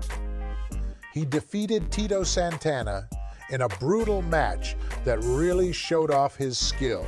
Wow. And he didn't just win the title, he kept it for months. He feuded with the Junkyard Dog, who was one of the most popular wrestlers at the time. Welcome back to the Mania, folks. We've got a titanic clash on our hands tonight. Indeed, Gorilla. In the back with Mean Gene is the reigning WWF Intercontinental Champion, Greg Valentine. Greg is set to face JYD tonight. What's his game plan? I'll tell you, Gorilla. Tonight, Junkyard Dog is gonna find out why I'm the master. I hit him and nail him harder than anybody else. I'm the hammer, and the hammer, and the hammer hits nails. Valentine is lean, mean, and full of fighting fury. But JYD is no slouch either. Let's hear from Junkyard Dog himself. Gibberish, gibberish, weasel, gibberish, gnaw on a bone, gibberish, gibberish. What in the blazes is JYD talking about? I believe he's referring to Jimmy Hart. The Weasel moniker isn't associated with Bobby Heenan yet. Well, there you have it. Junkyard Dog is clearly motivated, but can he overcome the hammer? Time will tell, Jesse. Time will tell. Why didn't they just put a muzzle on his promo? It was just plain weird. I know, right? Jay White enters as the first superstar in this Peacock edit to enter with music, and it just sounds dead with the edit. They have to basically kill the natural crowd sound so they can play the recording of Grab Them Cakes, which is weird because that didn't come out until their very first WWF-produced album, The Wrestling Album, on November 9th, 1985. As you mentioned before, we're still a bit early in the maturation of the WWF as a product where they would even consider those kind of things while putting on a show. Right now, this is a live event. A live event, a live arena event that's on closed-circuit TV. This isn't a TV tape production. A lot of shucking and jiving with the JYD against the hammer as he grabs those wrists. Hammer misses a forearm drop, which allows Junkyard Dog to do his famous headbutt on all fours, which, watching it now, seems to be a little more dangerous for the attacker. You might as well have given him a taxi and ram his head into something else with all the speed and momentum that's going to hurt him. Greg Valentine drops JYD and works the left leg of one Sylvester Ritter. He stretches out those ligaments and warms that leg up for the figure four. Hey, Jesse, what made Junkyard Dog so popular as a grappler? Well, Gorilla, he had that charisma, you know. He would cut promos that got people fired up. Yeah, he's like Dusty Rhodes in that way. He wasn't speaking the Queen's English, but he had a swagger that made people relate to him. He was the everyman. And Bill Watts booked him brilliantly. He brought in the African-American audience, and anyone who got heat on the dog was red hot. People wanted to see them get their comeuppance. I remember when Michael Hayes blinded him. That was one of the greatest angles in wrestling history. Yes, sir. It drew huge money back then. JYD was a special talent, Gorilla. He had that it factor. Jesse, you gotta tell me, what also was about Junkyard Dog that made him so special? Well, Gorilla, it was his unique combination of size, power, and charisma. He was a true larger-than-life figure. But he didn't always get the push he deserved. I remember when he came to Vince. Vince didn't value him as a top babyface. It befuddles me how he was able to live off the steam of that run for so long. Yeah, but in terms of payback, everybody wanted to see him come back. That's because he was printing money in the territories. I still can't believe how he was able to do that without a real push. He just had that it factor, Gorilla. The fans loved him. Oh, now JYD smells the victory like he smells dog food. And Valentine goes down with a Ric Flair flop. Oh my goodness, folks, what did we just witness here? Amazing, Gorilla. Valentine's sneaky tactics were exposed by Tito Santana, and Junkyard Dog has won by count out. Wait a minute, Jesse. I'm getting word from backstage that JYD does not win the title. That can't be right, Gorilla. He clearly deserved it after that cowardly move by Valentine. Apparently, it's a technicality. The rule states that a title can only change hands via pinfall or submission. That's ridiculous. This whole thing was orchestrated by Valentine and Jimmy Hart. They knew what they were doing. Well, Jesse, sometimes the rules of the game work against the good guys. But make no mistake, JYD proved his dominance tonight. You're right, Gorilla. Even though he didn't win the title, he sent a message to everyone in this building. Greg Valentine is a cheater, and Jimmy Hart is a weasel. They may have called this Intercontinental Championship match, but it was more like a glorified bathroom break. I know, right? The title had so much more prestige back in the day, before TV made it easy for champions to get beat all the time. Greg Valentine was just wasting our time with that legwork, and Junkyard Dog was just standing around doing nothing. And then that cheap roll-up finish. Using the ropes? That's the kind of thing you see in a bar fight, not at the biggest wrestling event of the year. I don't know why Valentine even bothered. He could have just taken the count out and saved us the trouble. It was a total waste of time. I would have rather watched paint dry. And that Tito Santana guy, such a goody-goody. Of course he's going to believe the ref when he tells him about the ropes. Welcome to the world of Eugenia Swimwear, where style meets sensuality. Introducing our newest collection, designed to make heads turn. Whether you're lounging by the poolside or dancing under the moonlight, Eugenia Swimwear has you covered beautifully. Feel the touch of sensuality. Experience the allure of Eugenia. Eugenia Swimwear, where elegance and desire seamlessly collide. Mike Rotunda, often known as Mike Rotundo and Barry Windham, two brothers in-law, joined together to form this iconic team. Not only were they brothers-in-law, but they had a history of teaming in Florida territories before joining the WWF. Upon their arrival, they adopted a patriotic gimmick with Born in the USA as their entrance music and Captain Lou Albano as their manager. These men defined the American spirit in professional wrestling. They'll always be remembered as the U.S. Express. They made their WWF debut on October 30, 1984, and they defeated Muhammad Syed and Bobby Bass. That's right. And then they became the WWF World Tag Team Champions on January 21, 1985, after beating Adrian Adonis and Dick Murdoch.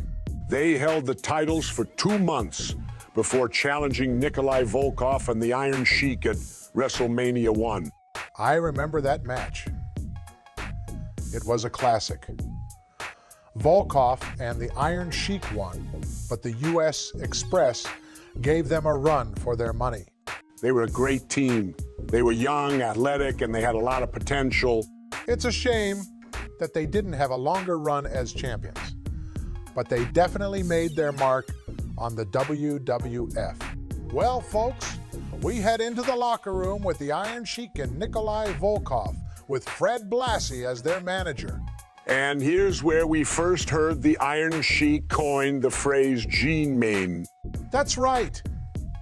Years before Razor Ramon would make it his signature. Gibberish-induced interviews like this are what wrestling is all about. I swear the Sheik just said it's the best time in my life for strip situation. I think he meant shape situation, but who knows? In the grand tradition of heel managers, Mr. Blassie knows how to hype up his team. And the crowd is eating it up. This is what makes pro wrestling so entertaining. Let's start with the Freudian slip. What Freudian slip? When you called Nikolai Volkov commie instead of comrade. Oh, that. It was a mistake. Or was it a subconscious revelation? You can swear through this interview, you know. Sorry, I'm just trying to get to the bottom of this. Why would you make a slip like that? I don't know. Maybe because I think Nikolai Volkov is a communist.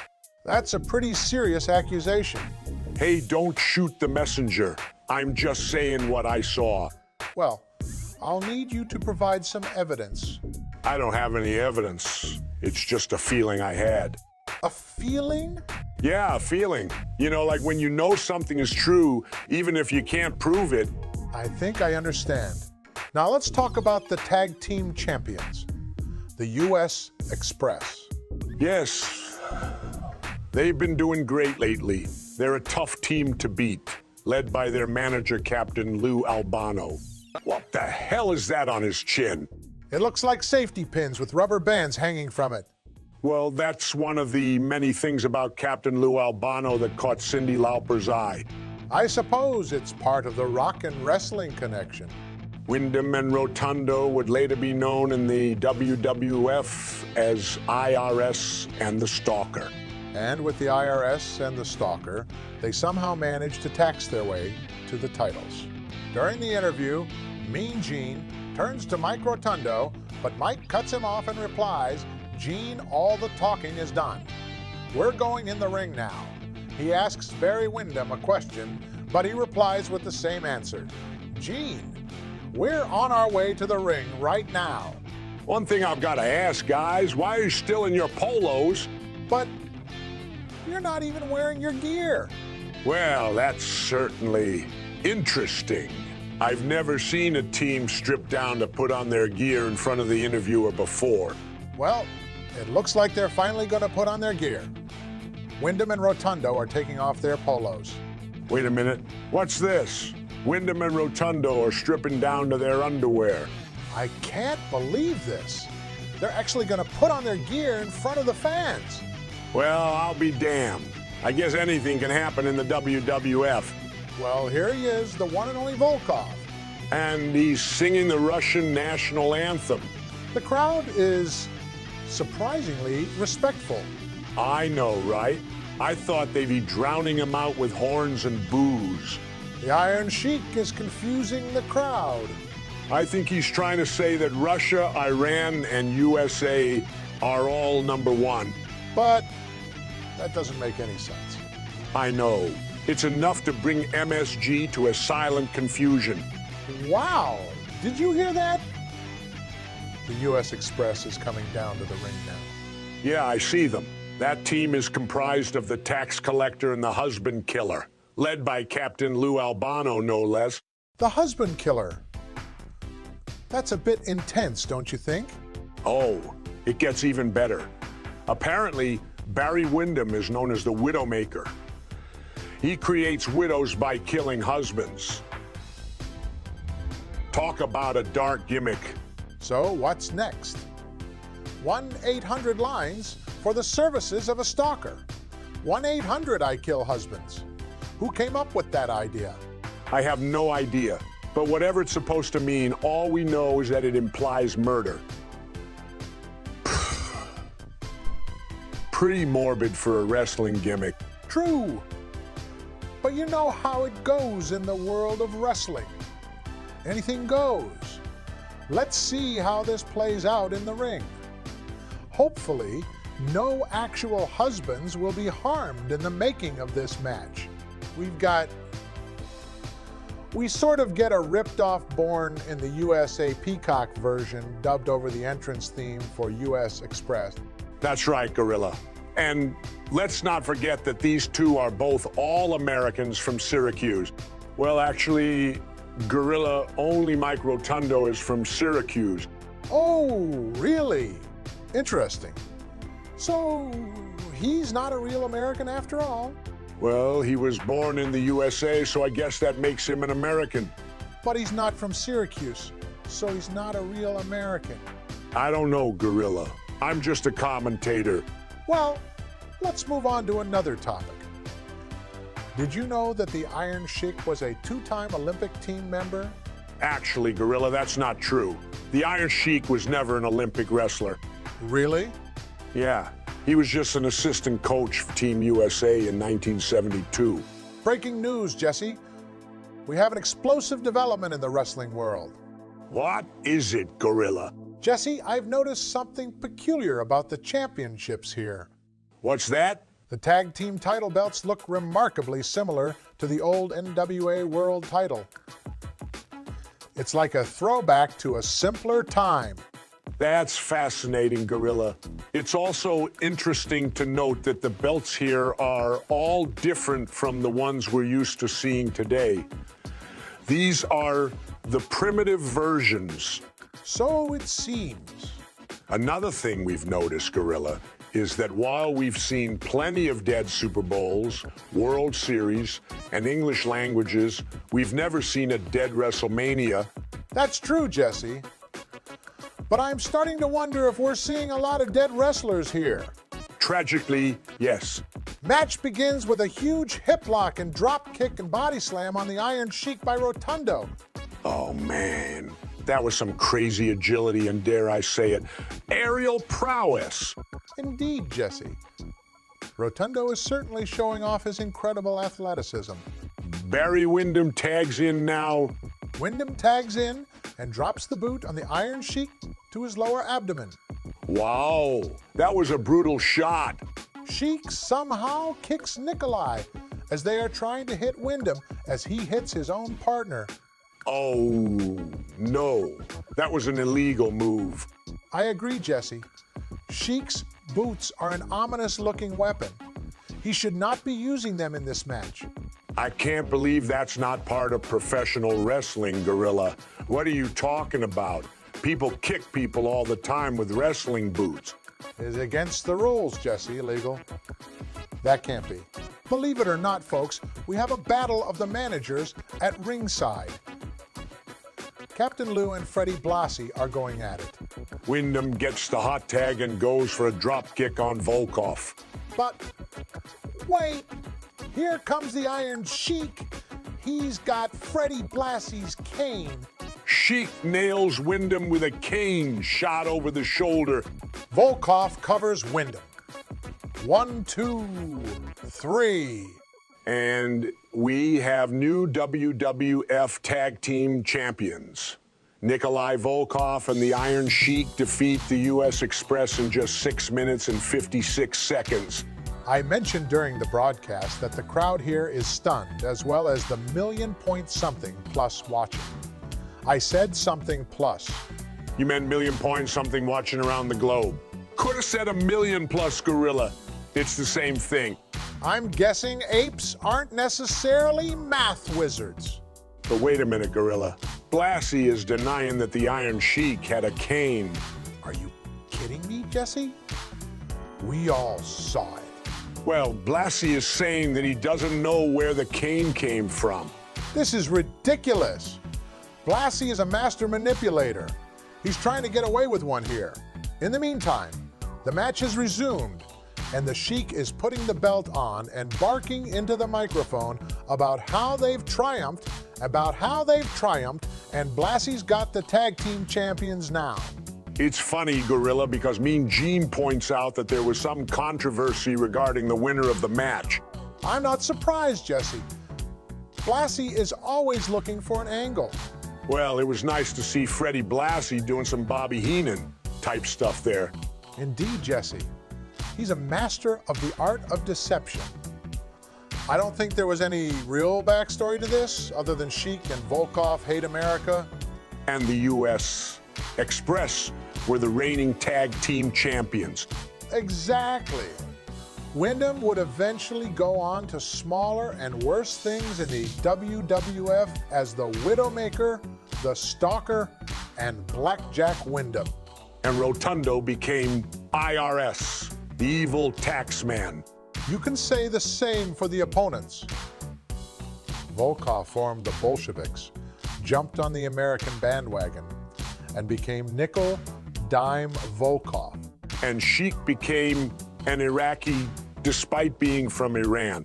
Wrestling is a strange business. Jesse, what did you think of that match? I thought it was a banger. One of the best I've seen so far, with the fans really getting into it. Yeah, the USA versus the Foreigners angle really had them on their feet. Absolutely. And that title change was a great moment. True, but it was just a transitional reign. The Express got the belts back a couple months later. And then they split up? That's right. Both guys ended up in the NWA. Well, at least it was a memorable storyline while it lasted.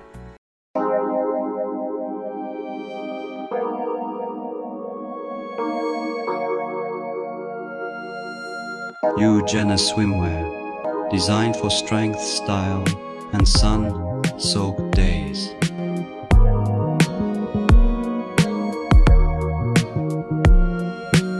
Discover the ultimate swimwear collection that embraces your unique beauty.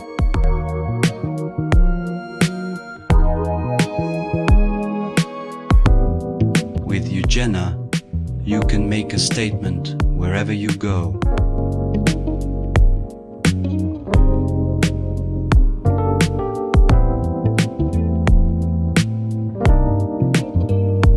Jenna swimwear, that's more than just a suit. It's a statement of self-expression. You know, one of the toughest guys I ever faced in the ring was Big John Studd. That guy was a beast. Oh, I remember Big John Studd. He was a force to be reckoned with in the ring. Did you know he started training in professional wrestling back in 1972? Yeah, under the legendary Killer Kowalski. He made his debut that same year and really made his presence felt in the NWA. Absolutely. And then he moved on to the WWF, which was known as WWF at the time. He faced off against some of the all-time greats like Gorilla Monsoon and Pedro Morales. I remember watching those matches. Big John Studd was a force to be reckoned with in the ring. It's no wonder he was only with WWF until 1973 before moving on to wrestle for various NWA affiliated promotions. Big John Studd was a true wrestling legend. I don't think there's anyone quite like him in the ring today. Definitely. His size, strength, and skill made him a formidable opponent for anyone who stepped into the ring with him. Jesse, did you know that over the course of his runs with the NWA, Big John Studd won a number of different championships? Yes, Gorilla, I am aware of that. He was a very accomplished wrestler during his time in the NWA. That's right. He won the NWA Mid-Atlantic Tag Team titles 4 times with names like Ric Flair, Roddy Piper, and Ken Patera. That's quite an impressive tag team record. And in addition to his tag team success, he also won singles titles as well. He became NWA Canadian Heavyweight Champion, NWA North American Heavyweight Champion, and NWA American Heavyweight Champion. That's a remarkable achievement. He was clearly a very talented wrestler. However, in 1982, Studd rejoined the WWF and embarked on his most well-known run of his career. Yes, I remember that. He became one of the most hated villains in the WWF at the time. Well, did you know that Big John Studd was managed by classy Freddie Blassie when he returned to WWF in 1982? Really? I thought he was managed by Bobby Heenan. He was later, but initially, it was Blassie. Studd was a huge threat, facing Bob Backlund and even challenging Hulk Hogan for the WWF World Heavyweight Championship. But he never won the title from Backlund, right? That's right. No matter how many times he won by disqualification, he couldn't dethrone Backlund. And what about Hulk Hogan? Studd faced him too, but Hogan was too much for him. Studd also made some appearances for New Japan Pro Wrestling, which was pretty cool. I remember when he joined Bobby Heenan's group, the Heenan family, in 1984. That was a big deal. It sure was. But Studd's biggest rival throughout his WWF career was Andre the Giant. They had some epic battles. Oh yeah, I remember that. Studd was a force to be reckoned with, but Andre was just too big and strong. Studd and his manager issued a body slam challenge, offering $10,000 to anyone who could slam the Giant. But it was the 7'4", 520-pound Andre who answered the call and nearly put Studd on his back. However, Blassie interfered, attacking Andre from behind. The feud escalated, with Andre slamming Studd countless times, even collapsing the ring with one particularly brutal slam. Despite this, Studd stubbornly refused to admit that he had been slammed, maintaining his declaration as the true giant of wrestling. In late 1984, Studd was paired with Bobby "The Brain" Heenan, who helped take the Andre-Studd feud to new heights. That's right, Gorilla. They really escalated the rivalry. It happened during a tag team match on WWF Championship Wrestling. Studd and Ken Patera faced Andre the Giant and S.D. Jones. Studd and Patera played dirty throughout the match. They attacked Andre after the disqualification and even cut his hair. Outrageous. They were trying to humiliate him. Andre was furious and demanded revenge. Studd agreed to a $15,000 body slam challenge at Wrestlemania. The stakes were high. If Andre couldn't body slam Studd, he would have to retire. This match became a legendary moment in wrestling history. It certainly was, Gorilla. It's still talked about to this day. We now cut back to Lord Alfred Hayes, who says we are now on to our most intriguing match, if I dare use that word. Yes, Gorilla, this is the body slam challenge between Andre the Giant and Big John Studd. Lord Alfred gets to the heart of the matter as he says John Studd says he is the true giant, while Andre claims he is the giant. Well, I guess I can't argue with that. There's some heavy stuff going on in this feud. Big John Studd claiming he's the only true giant in wrestling. He's looking more like Bob Ross every day. And Bobby Heenan guaranteeing that for $15,000 and a haircut, they're going to be eliminating Andre from professional wrestling. It wasn't my favorite Bobby Heenan promo, but it was definitely a precursor to what he would become. This match got so over that it was resold and repackaged more times than the main event. I never understood why it was so popular, though. It was just awful. If they ever did a countdown of the top WrestleMania matches, this one would always be chosen. It's like everyone forgot how terrible it actually was. Well, I guess that's just the nature of professional wrestling, Jesse. Fans love the drama and the chaos, even if the match isn't top quality. In this matchup, you have the tale of two big men. Studd stands at a massive 370 pounds. I never noticed this until now, but whenever they introduce Andre, it sounds like they're saying he's hailing from Grenoble, France. France. With a name like that, I'd be craving a little trail mix. From granola in the French Alps sounds more like a dish than an entire entree. So, Jesse, what do you make of Andre's motives in this match? Well, Gorilla, it's been widely reported that Andre was struggling financially. In fact, he almost had to retire because he couldn't make ends meet. Yet, if you look at it from Andre's perspective, if winning $15,000 was such a big deal, what do you think he's getting paid to wrestle? Exactly, Gorilla. We learned earlier that Andre was mostly working for free, with his only compensation being a percentage of the gate. Which means That bag of money in the ring is more than just his winnings. It's essentially Andre's salary for this match. That's right. So, while the storyline revolves around Andre's greed, it's worth considering that he may simply be trying to secure his financial future. The match begins as Stud pounds right away as he goes to work on Andre with shots in the corner. Andre chops away in response, followed by a big headbutt. Andre is trying to wear Stud down early with his signature power moves. But Stud is a resilient competitor. He's not going to go down without a fight.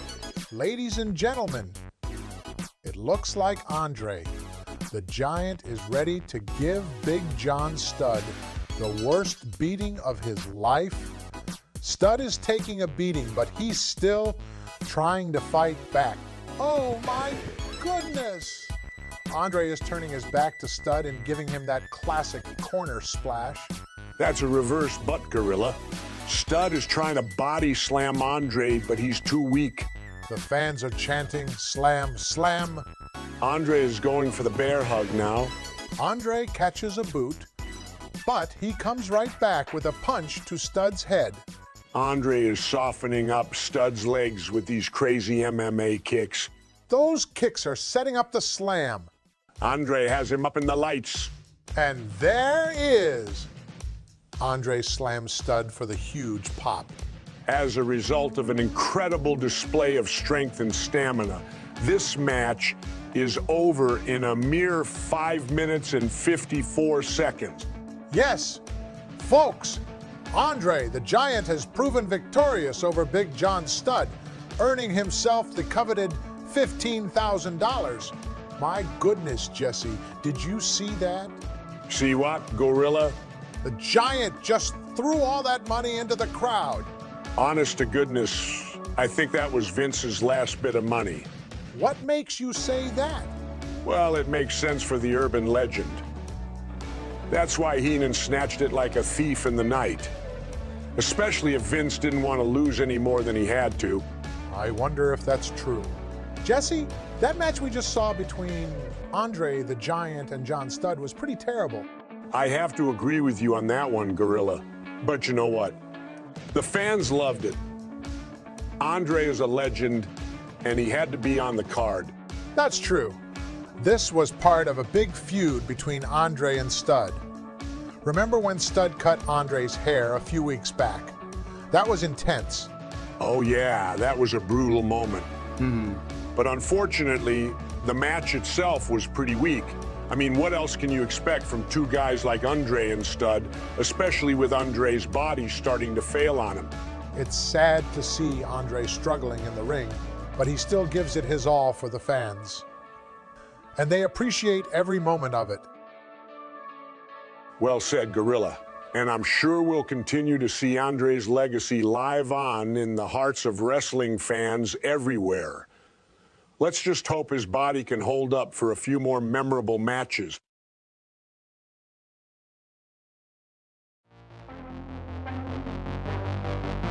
Welcome to the world of Eugenia Swimwear, where style meets sensuality.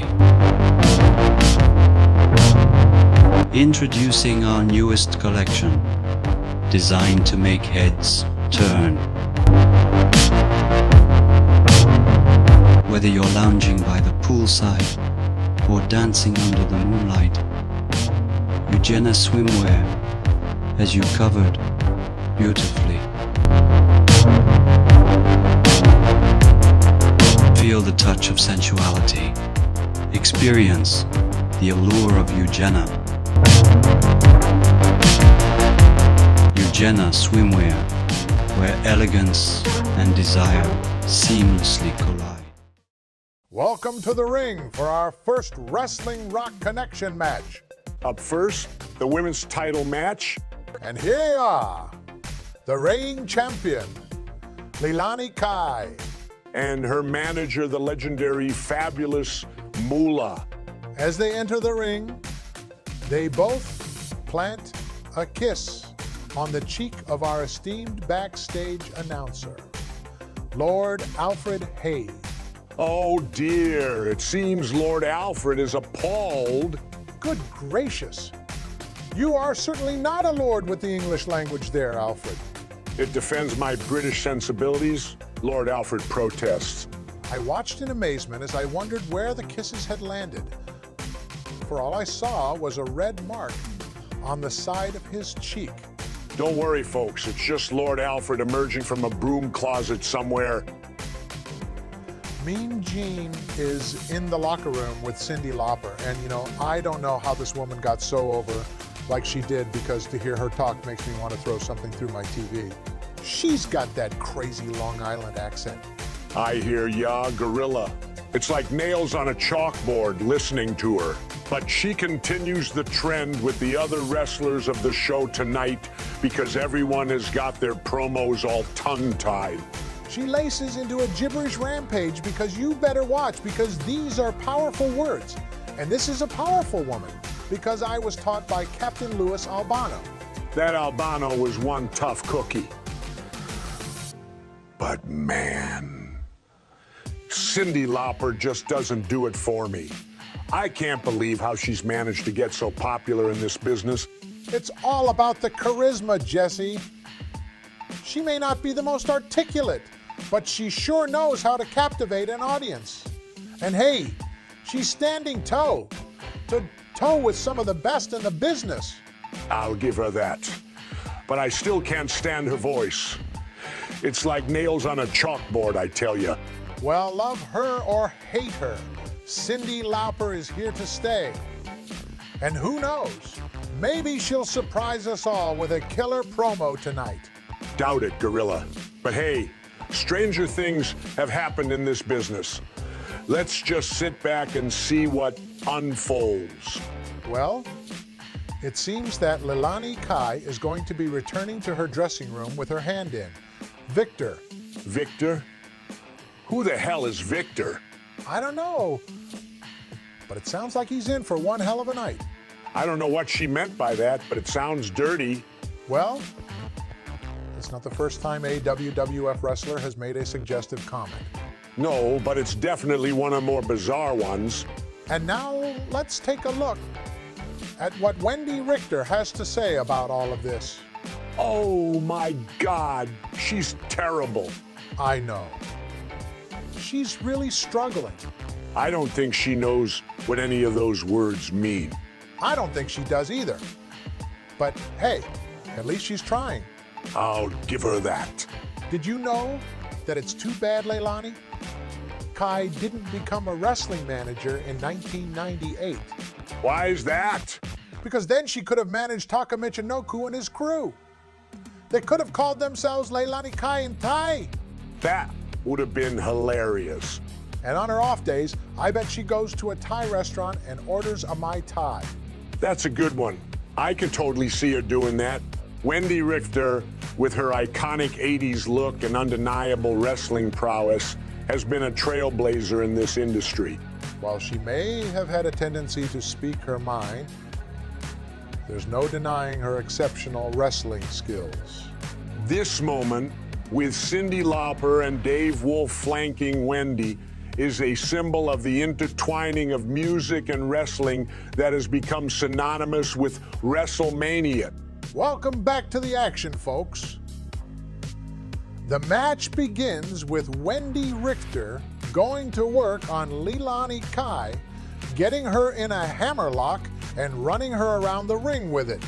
Yeah, Richter's really dominating here, gorilla. She's got Kai on the ropes now. That's right, Jesse. Richter's looking strong so far, but Kai's not giving up without a fight. She just grabbed Richter's hair and hit a nice snapmare. Yeah, Kai's a tough competitor. She's not gonna go down easy. I agree, Jesse. But I have to say, I'm a little surprised by the crowd's reaction. They're not really getting into it like I thought they would. Yeah, I noticed that too, gorilla. Cyndi Lauper is a huge celebrity right now, but the crowd here at the Garden seems kind of cold to her. Yeah, it's almost like they don't know who she is. Or maybe they just don't care. I think you might be right. They probably know who she is, but they don't think she's going to be around that long. She's a flash in the pan, you know? Yeah, that's probably it. Well, we'll see if she can win them over. The match is still young. Well, folks, many people are wondering, was Wendy Richter a phenomenon at that time? Well, if you look at 2 of the 3 actual wrestlers involved with the match, Wendy Richter is the only one who's attractive. So she was a phenomenon in that way. She was an attractive female wrestler who could move around. Right. She squeezes Leilani into a body scissors by Wendy Richter, kind of like a guard position in the MMA. And then it occurs to Leilani Kai that this hurts. She was in this exact position, punching the hell out of Wendy Richter for so long, and then starts selling the pain. Yeah, it's like she suddenly realized, oh, this is supposed to hurt. Kai then picks her up by her hair as she was looking to go into a gut-wrench suplex. Funny thing is, both were looking to go for the gut wrench almost at the same time. Yeah, they just kind of fell down. Well, Jesse, this women's match has been a sloppy mess, to say the least. That's for sure. Wendy just made a huge mistake by executing the same move twice. It's one of those things you just don't do in the ring. Everyone knows it's a no, but it always seems to happen. It gives the younger wrestlers a chance to learn from their elders' mistakes. Right. And then she shoved referee Dick Kroll for some reason. It was totally unnecessary. She's getting a little too emotional out there. Moolah's not taking this lying down. She's grabbed Wendy by the hair. Oh my goodness, Cyndi Lauper is trying to pry her off? Lauper's gone apeshit. This is getting crazy. Okay, wait a minute. Wendy Richter just got Leilani Kai in some kind of pancake. Move! I don't even know what that was. It was like a reverse FU, but she flipped her the other way. Leilani Kai's got her knees up now. She's starting to take control of this match. We'll see how long it lasts. This one's far from over. And there it is, folks. A backbreaker gets 2 for Leilani Kai. She's up top now, going for the crossbody. Richter tries to kick up and roll through, but she doesn't quite make it over. She lands back flat on her feet and has to float over in a clumsy execution. If there ever was a time I wouldn't have gotten up and done something else for the finish, that would have been it. She picks her up for an inside cradle. It wasn't meant to be. She floats clumsily over into the 1, 2, 3. And that's it. In 6 minutes and 12 seconds, Wendy Richter defeats Leilani Kai to become the new WWF Women's Champion in the first of the Rock Wrestling Connection main events at Wrestlemania. Leilani Kai grabs Richter, and now she's going in for the kill. Look at that intensity. The crowd is going wild. Wait a minute. Moolah is making her move. She's trying to get to safety, but oh no. She trips over the ropes and face plants. Oh, that's gotta hurt. What a clumsy spot by Moolah. And now Cyndi and Wendy are in the ring, hopping and skipping around. Looks like they're having a blast. I think we can safely say girls just want to have fun, Gorilla. They may have wanted to have fun, but that was quite an asinine hokey-dosey-do moment. It's so fake, but yet it's so 80s, but yet it makes me want to vomit. Then it gets even weirder as Mean Gene is back with the winner Wendy Richter with Cyndi Lauper and Dave Wolf. Cyndi then says she has more Olympic ability in her little pinky than that Leilani Kai or whatever. Well, Wrestlemania is the Olympics of amateur sports. I couldn't believe it when Cyndi Lauper started mispronouncing Leilani Kai's name. Wendy Richter got all serious about it. I know. Cyndi was making fun of the names, calling Moolah Shmoolah and all that. It was so ridiculous. And then Wendy corrected her, saying it's important to get the names right. It was hilarious. I love how Cyndi kept up with the jokes, though. Calling Moolah Shmoolah was just too funny. Yeah, it's the Long Island Jewish shmoolah. Gotta love the humor in wrestling. It's always entertaining. I'm not sure this is a semi-main event, Gorilla. More like the death spot in the card. Ah, come on, Jesse. It's got Cyndi Lauper at ringside. That's gotta count for something. Well, women's wrestling isn't exactly on fire in this company right now. And these two aren't doing much to help. They're sloppy. No heat. The crowd is just waiting to see if Lauper and Moolah get involved. And they never do. Richter rolls through on a crossbody and wins the title. As a match, it was terrible. But as a moment involving a celebrity, it worked.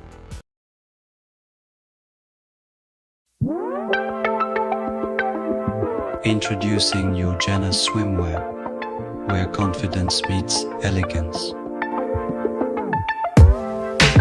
Feel sexy, feel empowered with Eugenia, the embodiment of swimwear fashion. Made from premium quality materials. Eugenia Swimwear hugs your curves in all the right places, ensuring a perfect fit and ultimate comfort.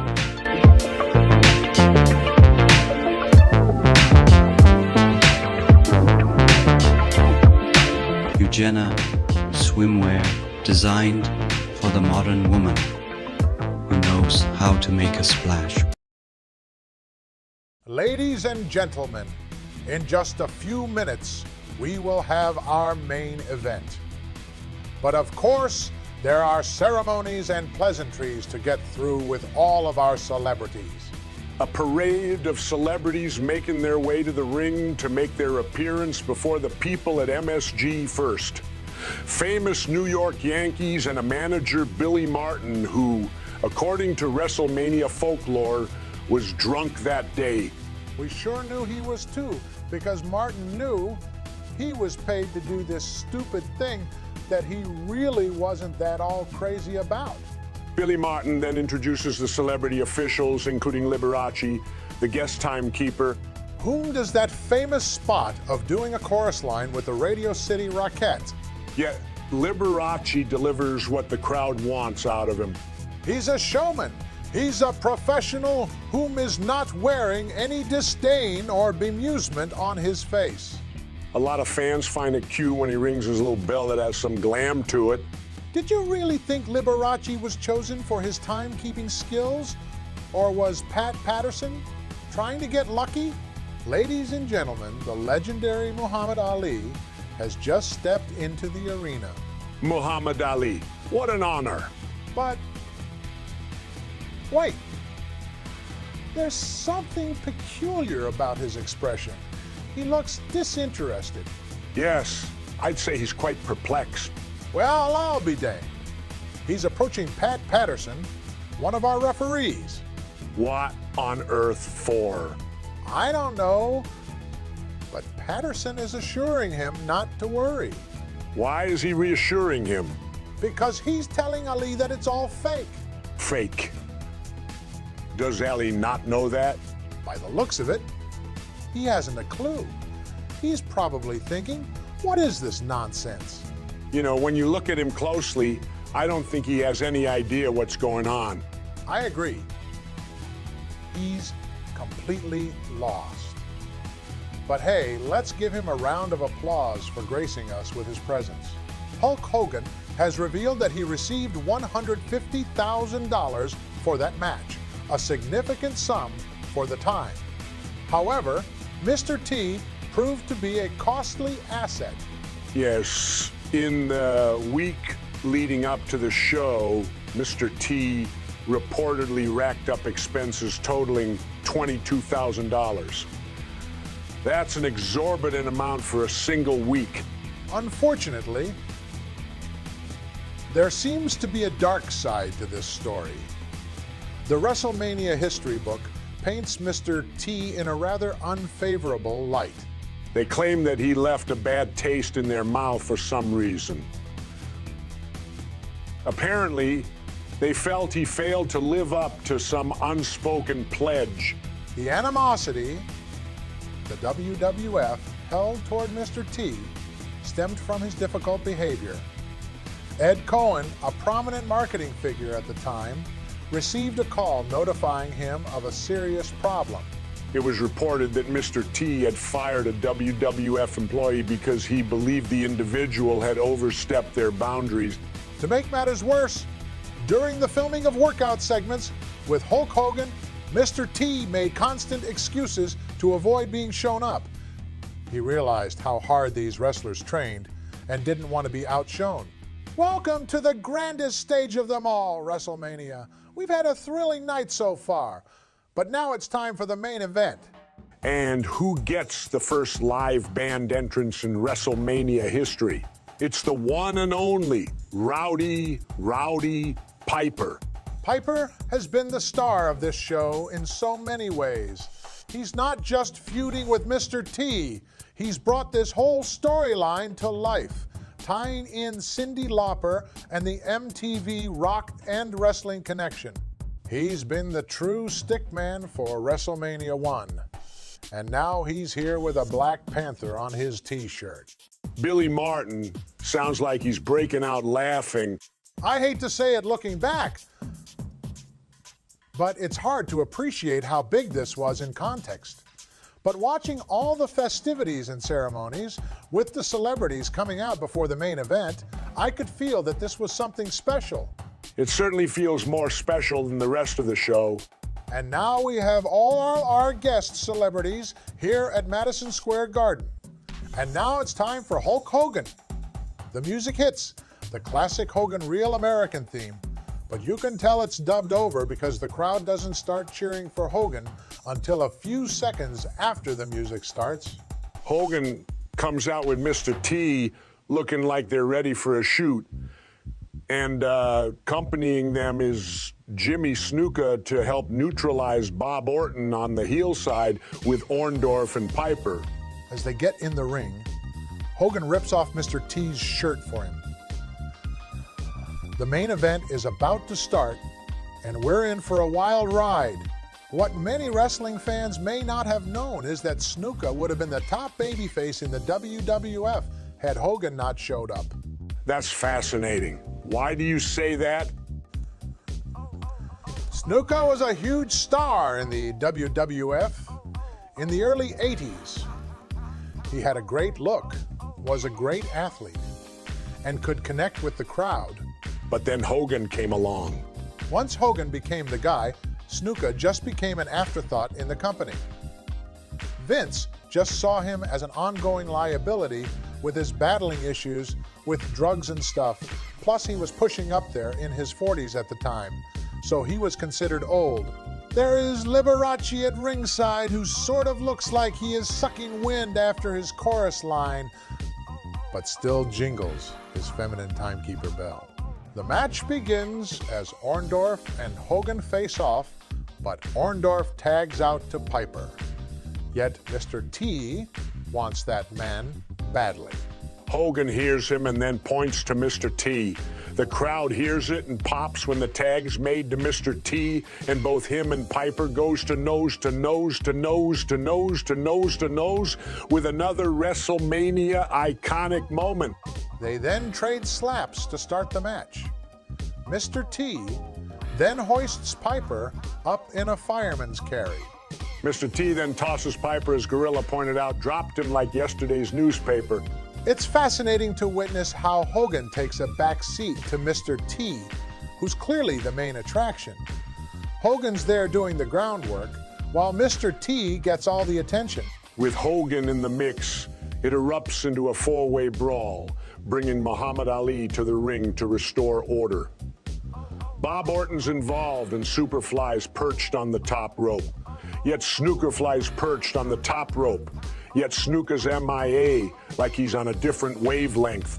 Ali takes a swing at Orton and Piper, but Piper flees, leaving Ali to try and clean up the mess.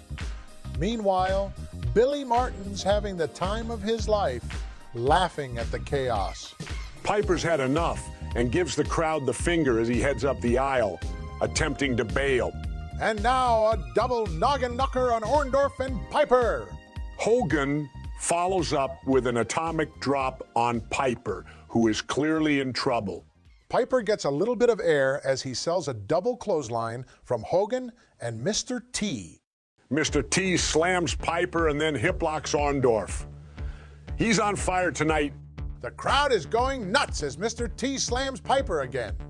The heat is off the charts. Piper is so out of it. He's punching ghosts.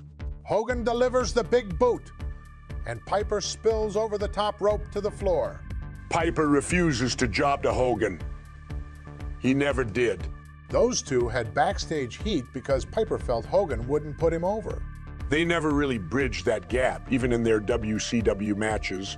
This match is known for its legendary moments, but one thing that often goes unnoticed is a crucial detail about Mr. T's hot tag. That's right, Jesse. When Mr. T went to tag in, he reached through the ropes instead of over them. According to the rules, this is an illegal move. So why didn't the referee catch it? That's a good question. It's possible that the referee was distracted by the chaos in the ring, or that he simply didn't see Mr. T's mistake. Whatever the reason, it gave Mr. T an unfair advantage. He was able to enter the ring and attack Orndorff, even though he shouldn't have been allowed in. And that, ladies and gentlemen, is why Mr. T versus Roddy Piper became the main focus of the match, despite Hulk Hogan being the bigger star. The illegal tag opened the door for Mr. T to shine and create a new chapter in Wrestlemania history. And now, the action intensifies as Mr. T finds himself in a precarious position. Yes, Gorilla. Piper has Mr. T in a front-face lock. And as you mentioned, this move can cut off Mr. T's wind and wear him down faster than anything. Right, Jesse? This biology, physiology, and cripology stuff can get confusing, but it's important to understand how these moves affect the wrestlers. Meanwhile, Mr. T is desperately trying to get behind Piper, but the wily Piper keeps him at bay. But Mr. T is showing his incredible strength.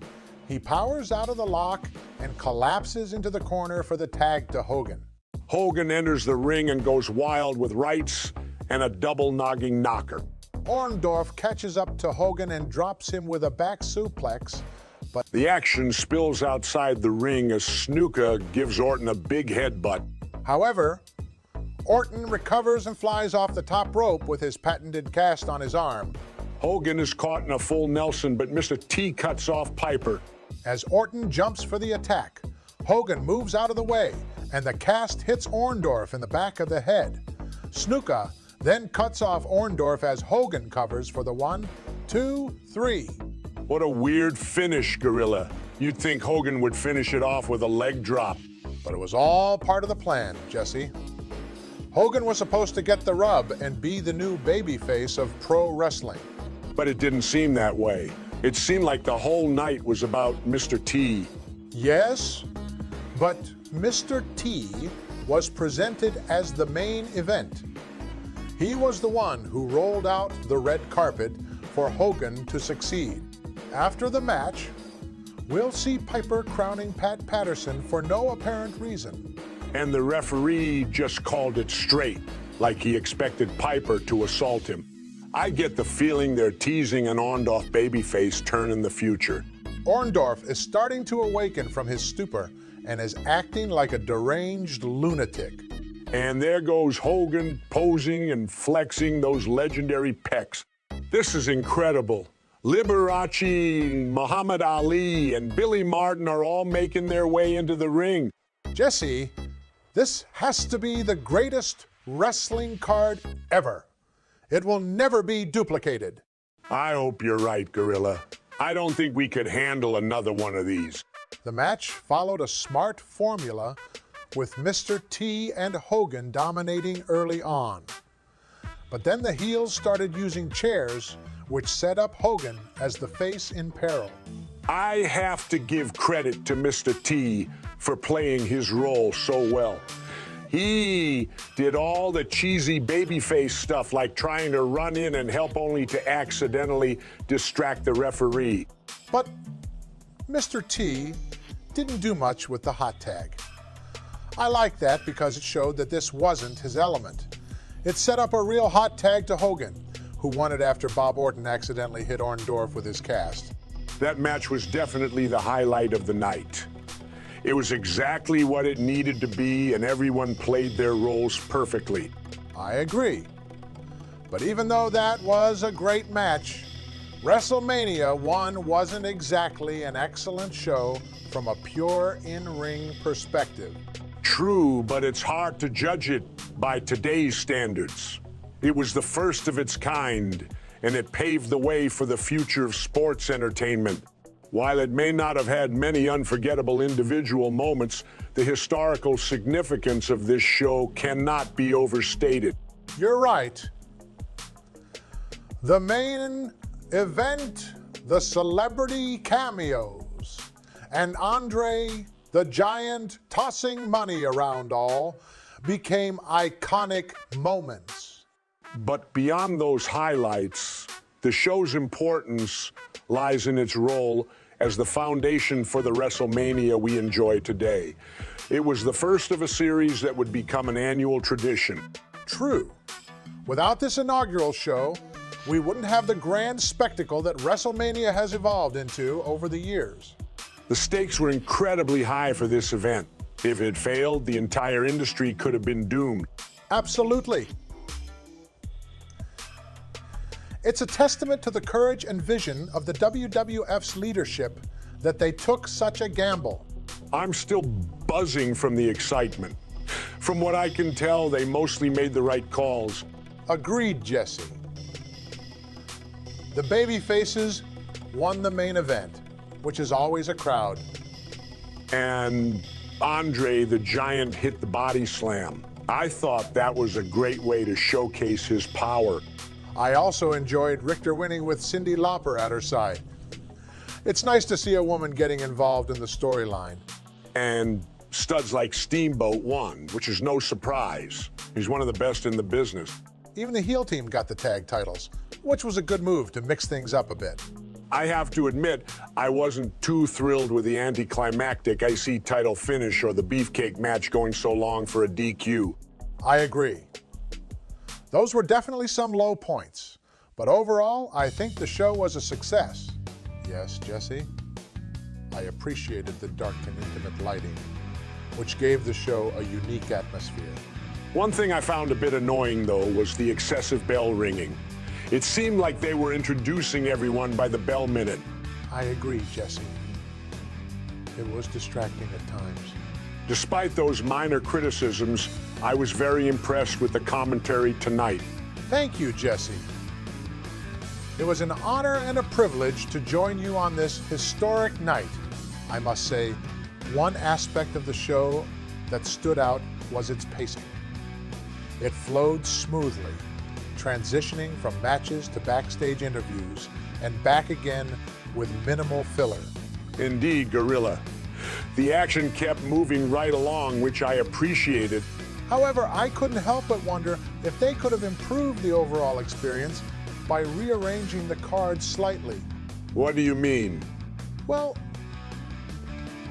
while I understand the strategy of placing the more significant matches towards the end, it leaves the first half of the show feeling somewhat anticlimactic. The Mean Freaking Gene singing the national anthem was a neat little quirk, but let's be honest, he's not exactly a vocal virtuoso. Yeah, it took a while to get rolling, but once it did, there were some well-done celebrity cameos.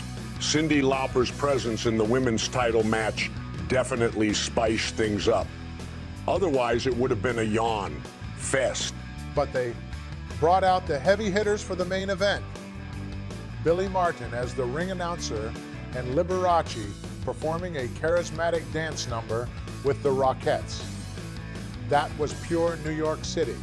And let's not forget Muhammad Ali as a special referee. that was the icing on the cake. It wasn't overdone. It featured big-name celebrities, and it fit the theme of the city perfectly. Overall, it was a memorable show that left a huge mark on history. The pacing was good, the presentation was sharp, and the fans left happy after some solid booking and fun celebrity interaction. But let's not sugarcoat it. The in-ring stuff was rough. You can't ignore that. Yeah, it's tough to rank among the greatest shows ever when the wrestling itself is below par. And so, this has been Gorilla Monsoon with my broadcast colleague, Jesse Ventura, saying so long as we conclude this Wrestlemania 1 review. We'll see you next time at the Wrestling Classic.